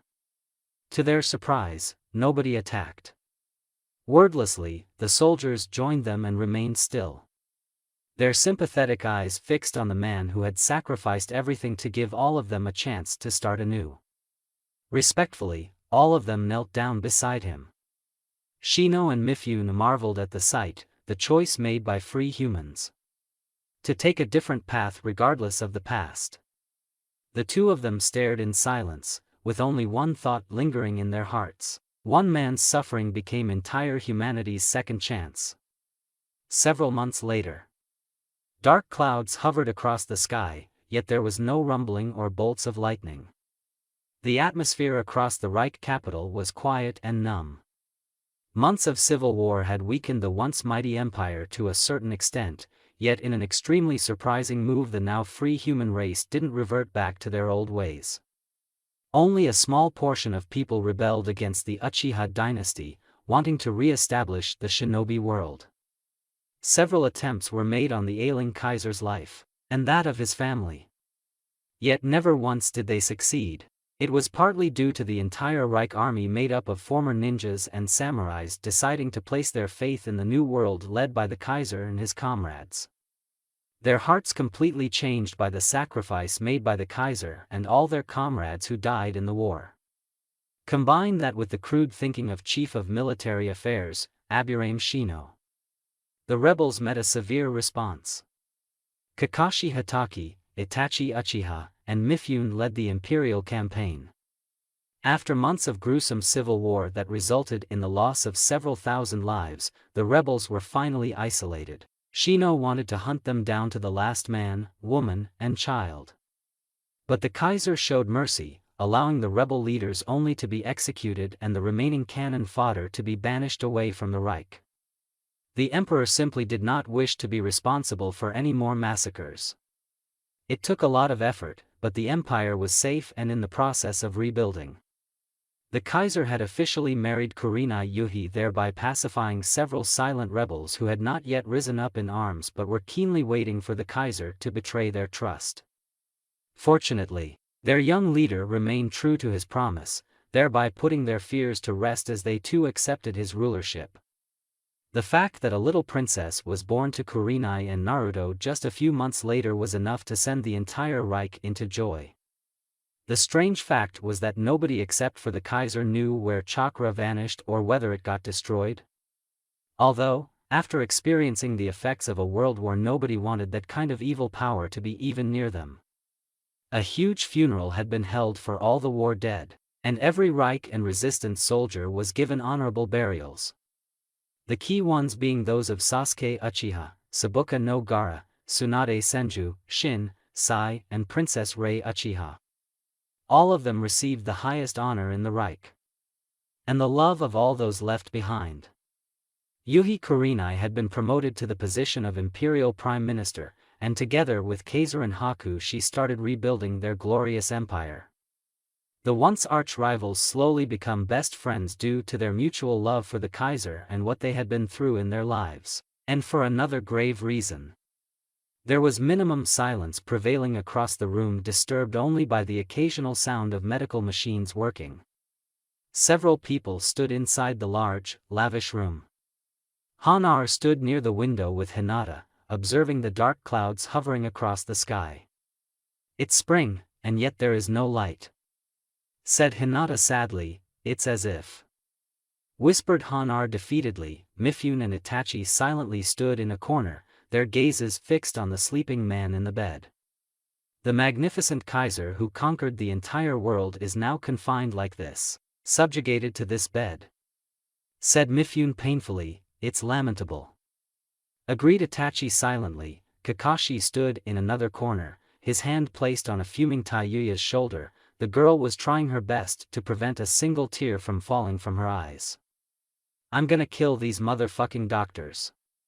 These useless pieces of shit," hissed Taiyuya bitterly. "Taiyuya, they are doing everything they can. Try to be strong, at least for the Kaiser's sake," advised Kakashi sagely. Before Taiyuya could rant further, the door to the room opened again as Kurenai stepped inside. Dressed in a professional suit, she still was an epitome of grace and beauty. The little infant in her arms is another symbol of her elegance. One that she made with the Kaiser. "Tsu!" An excited high-pitched voice rang through the previously dull room. Haku, who was previously sitting beside the Kaiser, watched in satisfaction as her toddler son shakily started walking towards his little sister. Prince Yang had grown quite quickly over the past year, looking more and more like his mother yet retaining a few distinct features from his father. On the other hand, Princess Tsunade was a completely different story. Blessed with beautiful blonde hair, extremely fair skin and mesmerizing ruby eyes, she was the star of everyone's eyes from the day of her birth. And responsible for filling a part of the hole in the Kaiser's heart, the one which was created on that unfortunate day when he lost Rei. Kurenai knelt down smiling, as Yang came forward laying a sloppy kiss on her cheek. He had yet to master reciting mother or father, but the first word he had said was the name of his sister. Tsu. Now that she thought about it, that nickname was more easy to recite for the bubbling boy. Even as Yang kissed Tsunade's cheek, she simply cooed and clung to her mother shyly with the help of her little hands. "Took you a while," said Haku calmly, exchanging a small embrace with her best friend. "Just finished the conference with the trade merchants. I came as fast as I could," said Kurenai honestly. The Kaiserin gently took little Tsunade in her arms, Kurenai doing the same with Yang. Both mothers looking at the two children happily. The mere sight of watching them smile and slowly grow up in peace made everything worth it. Their gazes ended up on the sleeping form of Naruto, who had made the highest sacrifice for this day to become a reality. These past few months had been difficult for everyone, right from stabilizing the Reich, to rebuilding what was lost, to remembering and grieving for the dead, and to watch their beloved Kaiser slowly sink further and further into darkness. The Kaiser had put up a brave fight, performing his duties till his body allowed him to do so. Everyone's love and respect for the man had risen to godly levels, not only for what he had sacrificed but for allowing them to live, at the expense of his own long life. As a testament to the magnificent power of the Kaiser, not a single person died when chakra vanished in a blaze of glory from their world. Their lives were saved by the Kaiser, who gave his own blood and power for all of them. Despite his failing health and broken heart, Naruto continued to lead from the front, encouraging his people to not give up, to create a better future for the next generation. The sheer willpower, determination and passion of one man is enough to motivate the depressed and worried humanity. Yet even as time progressed through its journey and the Reich regained its former glory, with heavy hearts its people prepared themselves. Kurenai slowly placed Yang back on the ground and walked towards the bed, a team of doctors stationed on its head keeping a sharp watch on the Kaiser's health. She placed a tender kiss on his forehead, and a few moments later he slowly opened his eyes. "I had a dream, Kurenai," said Naruto calmly. Kurenai's breath stopped as she saw a gentle, soft light swaying in Naruto's eyes that she'd never seen before. That convinced Kurenai of her lover's impending death. Hadn't Naruto been burning his own flesh all his life in order to satisfy his unfilled heart? Naruto's gentleness was like the warmth of the white ash remaining after his heart and body were all burned out.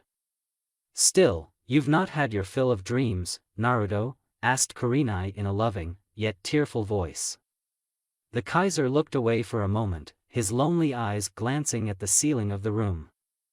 "No, I had plenty. The dreams that no one had ever seen before, all too many of them," whispered Naruto silently. Kurenai felt as though she heard the rupture of her own heart. Her trembling tearful gaze staring at him, as an imminent conclusion tore her soul. Naruto would die when his intensity and ardor had subsided. A sword had no reason to exist but as a sword. She knew that much, even so. "Kurenai, thank you for everything," said Naruto with a contented smile, as she shook her head sadly. The ruby-eyed beauty didn't want to hear such words of gratitude. Instead she wanted him to spread his large wings to fly across the sea of stars, showering the entire universe with his bright light. That was what she had always wanted with all her heart. She nearly panicked when his eyes closed, the head doctor quickly arriving beside the man, instantly checking his pulse. "It's okay, he's just fallen asleep, Kurenai-sama." Everyone sighed in relief. Sakura Haruno slowly stepped inside the room. The former medic gave a polite smile to the others, the infant boy in her arms trying very hard to make his hand reach towards a smiling Kaiser who was sitting elegantly on the bed. "I'm glad you came, Sakura," said Naruto gratefully. Itachi stepped forward, a happy smile visible on his face as he stared at Sakura and his nephew, Reinhard. The tiny child had inherited several features from his father, making him a little clone of the man, with the only exception that he had his mother's emerald eyes. Sakura greeted Itachi politely, as both of them stepped beside the Kaiser and his wives. At the same time, Hanar also came forward with little Obito dashing forward to greet Yang and Reinhard. Being the oldest among the three boys, the Hatake Jr. received bright smiles from the other two boys. Although it was hard to determine if Reinhard was actually smiling or not, since he was too small. "Aside from something like the reign of the Empire, I wanted to leave my children with friends on an equal footing. It's a selfish request, but I wonder if you'll accept it," said Naruto politely. Hanar happily nodded as Obito and she stepped beside Kurenai, little Tsunade quite happy to receive the sudden attention. "Reinhard, pledge your loyalty to Prince Yang." "No, His Majesty," Kaiser Yang instructed Itachi. The small black-haired boy extended his tiny hand forward, touching Yang's head. A moment later he gave the prince a small bop. Naruto couldn't help but laugh out loud even as his surprised son gently took the younger boy's hand. Despite the relaxing atmosphere, Sakura saw the small sadness in Naruto's eyes as the scene only reminded him of the absence of his own best friend, Sasuke Uchiha. "How impolite of you, Reinhard," said Itachi worriedly, as he quickly tried to take his nephew's hand away from touching the prince again, and risk creating another scandal. To his embarrassment, the two boys started crying, never letting go of each other's hand despite Itachi's insistence. "It's okay, Itachi," said Naruto finally, a fond smile visible on the Kaiser's face. "You're good boys, Reinhard, Obito. Please be good friends with Yang and Tsunade," requested Naruto. The older children gave him firm nods, the younger ones simply smiled shyly. Haku gently stepped forward on seeing the fatigue on Naruto's face. wiping the sweat from his face, and she helped him to comfortably lie back on the bed. Kurenai covered his body with a warm, soft woolen sheet. "It seems the chief of military affairs is not here. Where is he?" asked Naruto seriously, his thoughts focusing towards the silent Aburame who had become an important part of his empire, and one of the few from the Konoha 12 to survive the war.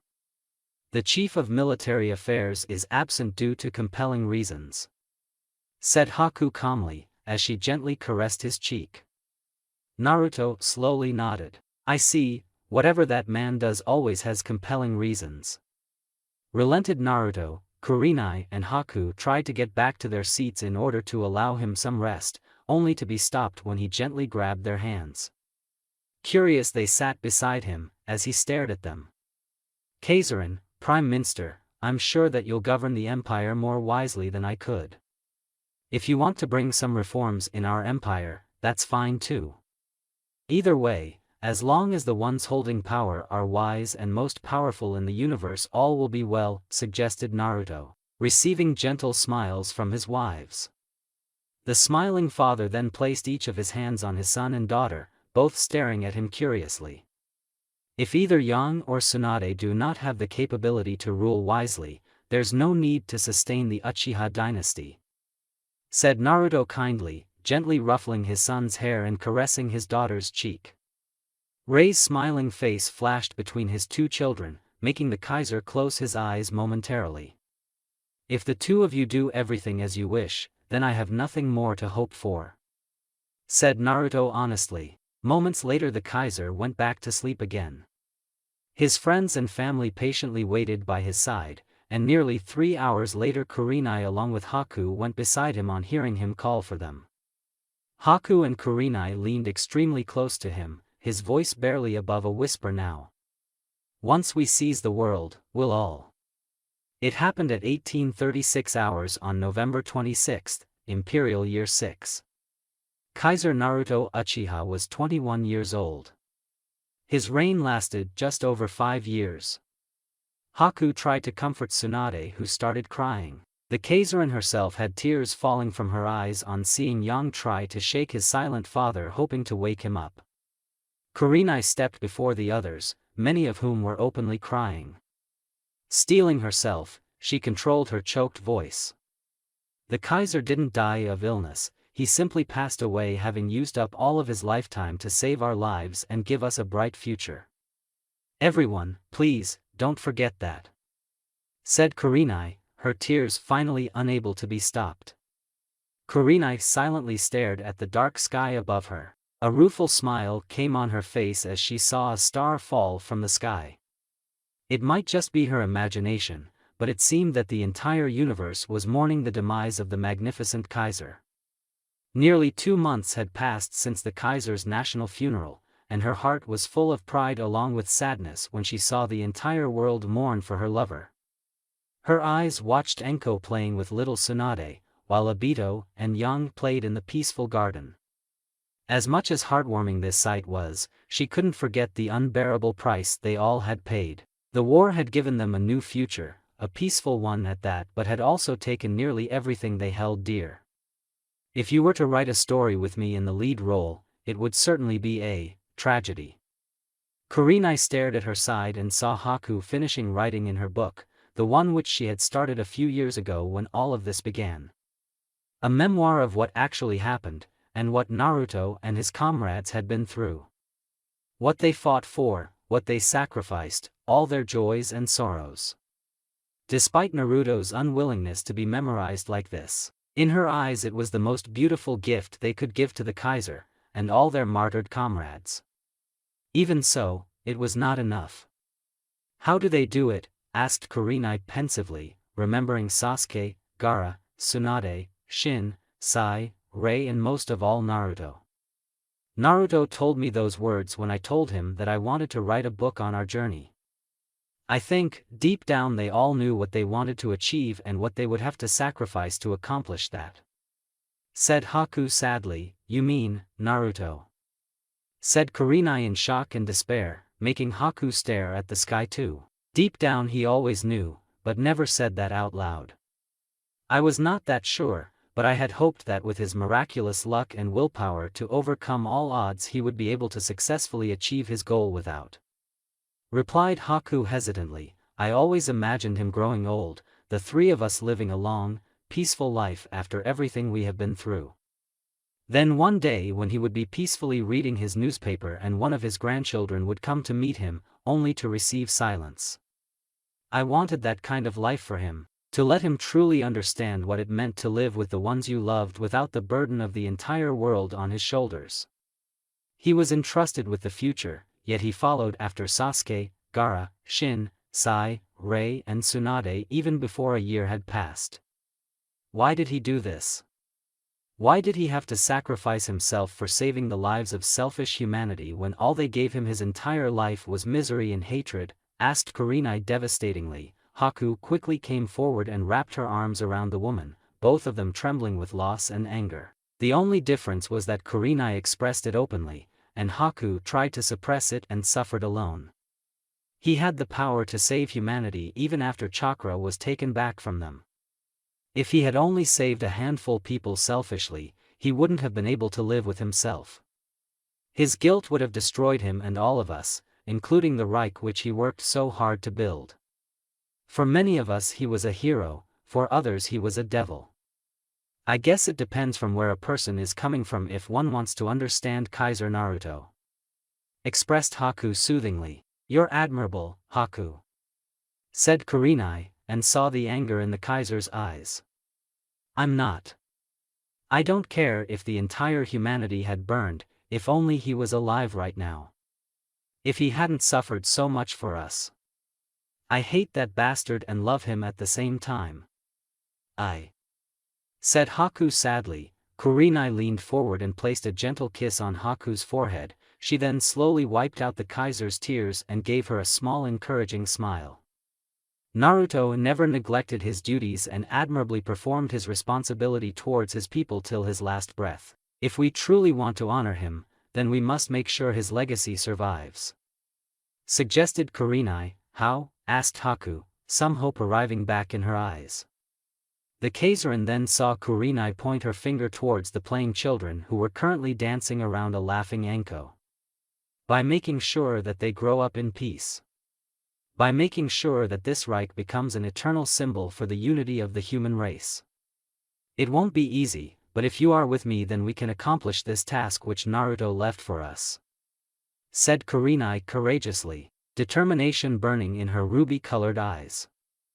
Haku nodded decisively. I'm with you, Kurenai. Together we can ensure proper governance across all states. Said Haku seriously. Yes. I have already drafted the former shinobi and samurai warriors to undergo a new kind of military training. Anko and Rock Lee would be training them, along with inputs from Itachi, Mifune and Shino. Kakashi has been appointed as the finance minister. Together we have already invested a large sum of the treasury into starting industries and encouraging businesses. It should be able to generate sufficient employment opportunities for all the former shinobi.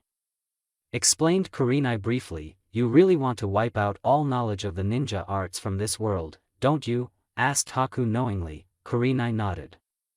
I will make sure that Naruto's dream meets its desired result and humanity can make a fresh start. Sakura is already starting various experiments to devise new technological tools for medical and a few other critical fields. Said Kurenai. I'm most worried about the few thousand rebels whom we have banished to that island in the south. Asked Haku worriedly. Karen has assured me that all available measures have been taken to ensure that they stay confined there.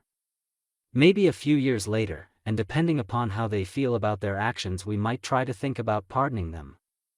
But right now, they shall remain in captivity. Instructed Kurenai. We should just kill them all. Said Haku bitterly. After everything that had happened some fools were still hell-bent on recreating the ninja world. Then we would be destroying Naruto's wish. Already enormous amounts of blood has been shed. If we continue to kill each other then we cannot be at peace. It is better to banish them and focus on our empire. Still I have Shino maintaining vigilance 24/7, and appropriate task forces ready to respond in case of an emergency, clarified Kurenai. I shall be made regent soon. Said Haku hesitantly, it is the right thing to do. You know more about this empire and the people trust you. Encouraged Kurenai, you are also becoming a favorite among our people. You have slowly started to change the hearts of those who used to doubt your loyalties. Said Haku with a smile. Kurenai's gaze shifted towards the vast sky full of stars. She smiled happily on seeing an image of Naruto being chased by a furious Tsunade Senju, while Sasuke, Gaara, Shin and Sai cheered for the blonde woman. With Rei being the only one rooting for her poor father. When the night settles in, it'll get busy. It's better to be busy, to full this sense of loss. Thought Kurenai. The world had changed too. The violent human race had started to settle down. Children would now grow up to one day have families of their own. People looked at each other as countrymen instead of holding out centuries-old grudges. Chakra was gone. The killing culture of ninjas had been abolished. No more child soldiers were being created anymore. Resources were being distributed to everyone regardless of race, identity, and gender. The world was shifting towards the power of diplomacy rather than the power of a sword. Books being favored more above weapons. Entertainment and love being favored over misery and hatred. All of this was made possible because of one man's dream. Father. The three females blinked. Haku, Kurenai and Anko looked at each other in shock as Prince Yang stared at the sky. Father. At that moment, they felt the Kaiser's spirit entering into this child and made him utter his name for the first time. Smiling, Kurenai went forward and scooped the little boy in her arms. Haku did the same for Obito, as Anko joined them holding little Tsunade in her arms. The ruby-eyed beauty placed Yang on top of her shoulder, and pointed her fingers to the sky. Do you see those stars, Yang? Asked Kurenai gently. The boy eagerly nodded, making her smile. I wonder if you'll go on a journey through those stars someday. Her gaze shifted towards her daughter, Tsunade and Kakashi's son, Obito. And at that time, I wonder if you'll go alone, or... Seems the little brat finally learned something other than the name of his sister. Teased Anko, receiving a challenging look from the young boy in return. My little boy. Said Haku happily, as Yang leapt in her arms. After laying a few kisses on his cheek, Haku tried to place her son on the ground. At that moment something happened, which made Kurenai's eyes go wide. Yang protested the move, and simply raised his hand towards the sky. As if catching the entire universe in his grasp. You too, Yang, thought Kurenai nostalgically, that might be an action that has been repeated endlessly in any era, in any world. Humans always pursue things that they can't reach. Doesn't it single-heartedly symbolize such yearnings? Let's go inside, everyone. Suggested Haku. Yeah. Replied Kurenai, giving one last glance towards Naruto's smiling form in the sky. The legend ends, and history begins.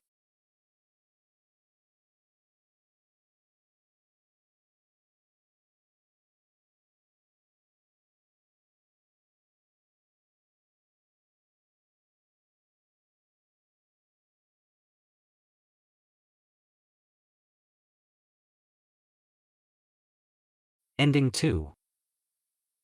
What shall it be, main Kaiser? Hashimoto curiously observed as Naruto placed a hand on his chin. Contrary to the intelligence's expectations, the Kaiser didn't look nervous and seemed to be calculating the pros and cons of the choices offered to him. There was no fear or nervousness on the young Kaiser's face, which was something even the intelligence found commendable. And a little disturbing. Its worst fears came true, when after a few minutes of brainstorming Naruto turned around.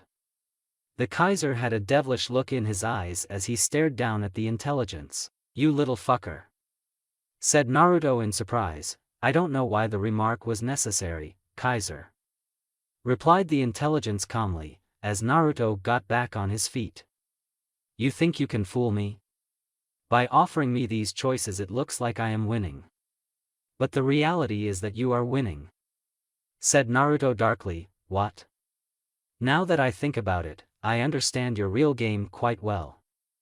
If I choose to destroy chakra, your actual goal is accomplished since Hachiman never wanted this power to be given to humanity.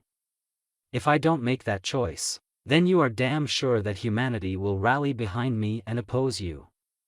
We may even be able to defeat the Jubi, if each and every human throws ourselves against you.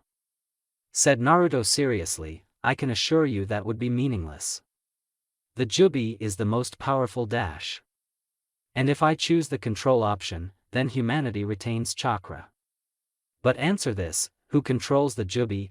Asked Naruto menacingly. The intelligence narrowed its own eyes, and didn't outright react even when the Kaiser raised his finger in a threatening fashion. You will control the Jubi. You know that given the chance I can defeat the Jubi if a conflict arises. So you'll feign cooperation with mankind until I live. The moment I die, and there are no warriors like me left to challenge you, then the real plan will start. Simply giving any bullshit reason, you'll start mankind's extinction.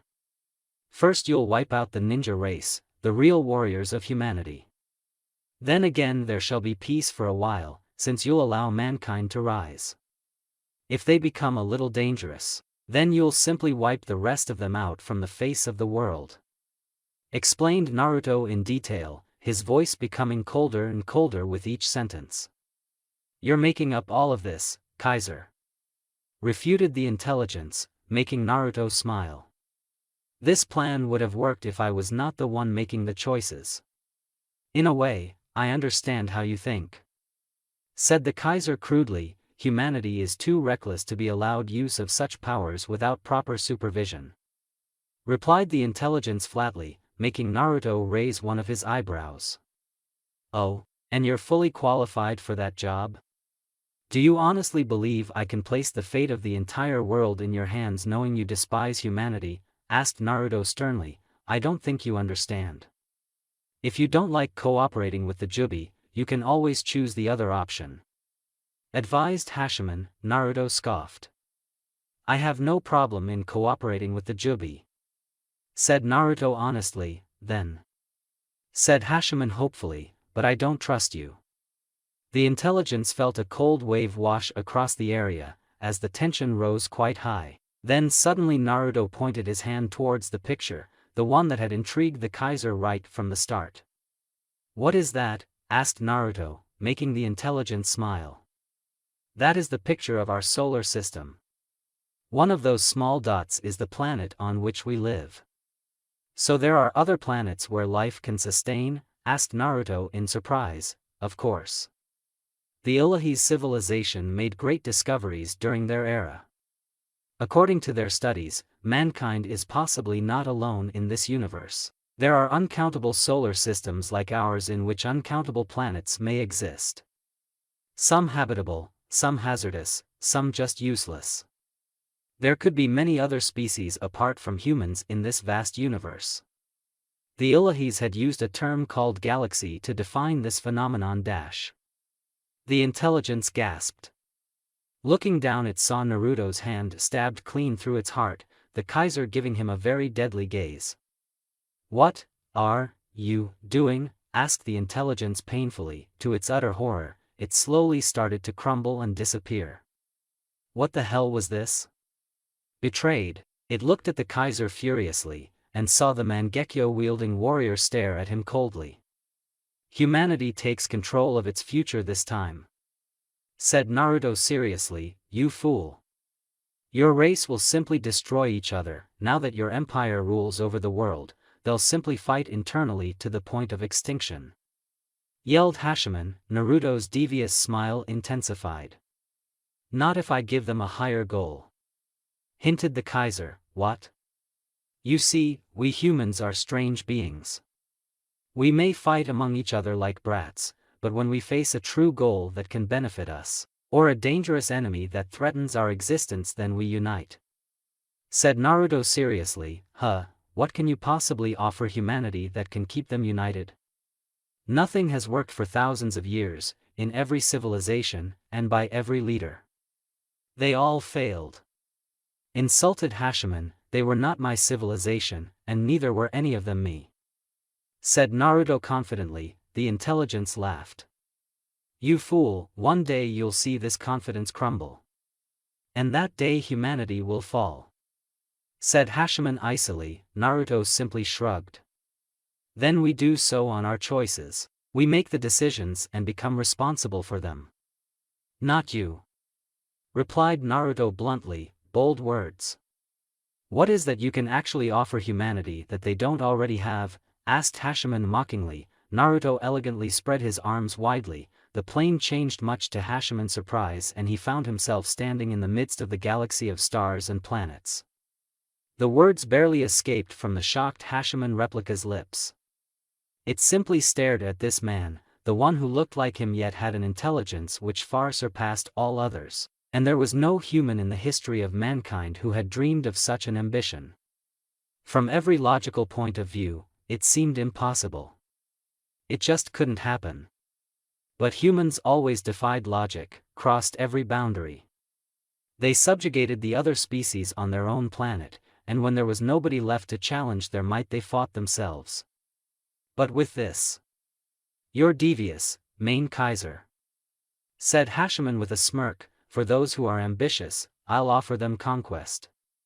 For those who wish adventure, I'll offer them exploration. For those who desire innovation, I'll offer settlement across new worlds. And for those who are reluctant, I'll show fear. Said Naruto darkly. You'll make them believe that there are some alien races across the universe who may be hostile? Asked Hashiman disgustedly. That is not a lie, actually. It is also possible that we may be the only race in the universe. If that is the case, then our expansion would be much easier. And when we stretch our boundaries so far, we will have to unite in order to survive. Small conflicts will happen, but the existence of the human race would be guaranteed. Even if one planet dies out with its people, there will be others who'll survive. Mankind will live. Explained Naruto ambitiously, determination burning in his voice. Even if all of this is true, none of this development will happen instantly. You need the Jubi for that, and me. Said Hashiman cruelly. Is that so? Asked Naruto mysteriously, and snapped his fingers. Hashiman stared in horror as his hand started vanishing. Horrified, he looked at Naruto and understood what was happening. You're overpowering my will. That's impossible. Said Hashiman in denial. I am the Kaiser. I create worlds and I destroy worlds. Hashiman furiously leapt towards the Emperor, who simply stood still. The intelligence tried to hit the Kaiser only to have its legs vanish, leaving only its chest and head. The world will change. And I will be the one who shall take mankind to the stars. Said Naruto coldly. You'll deny my existence with those eyes of yours? Asked Hashiman murderously. Disappear. Commanded Naruto, and smiled when his order started taking effect. Hashiman's chest started to vanish. Mark my words, Naruto Uchiha. Everyone pays for their actions, humanity will too, roared Hashiman, then we'll do so gladly. But nothing can stop our ascension, not even you. Declared Naruto. The intelligence screamed one last time before vanishing into the void forever. Naruto exhaled deeply. It was hard for him to believe just what responsibility he had just undertaken. Yet he had no regrets. Even if he destroyed chakra, mankind would not always be at peace. They would continue to fight, and if that was true, then he needed to take steps to ensure the survival of their species. One way or another. And this was the only way. But he couldn't do it on his own alone, because in the end he was mortal. One day he would die, and his dream may not be truly understood by his successors. He clasped both of his hands together and concentrated.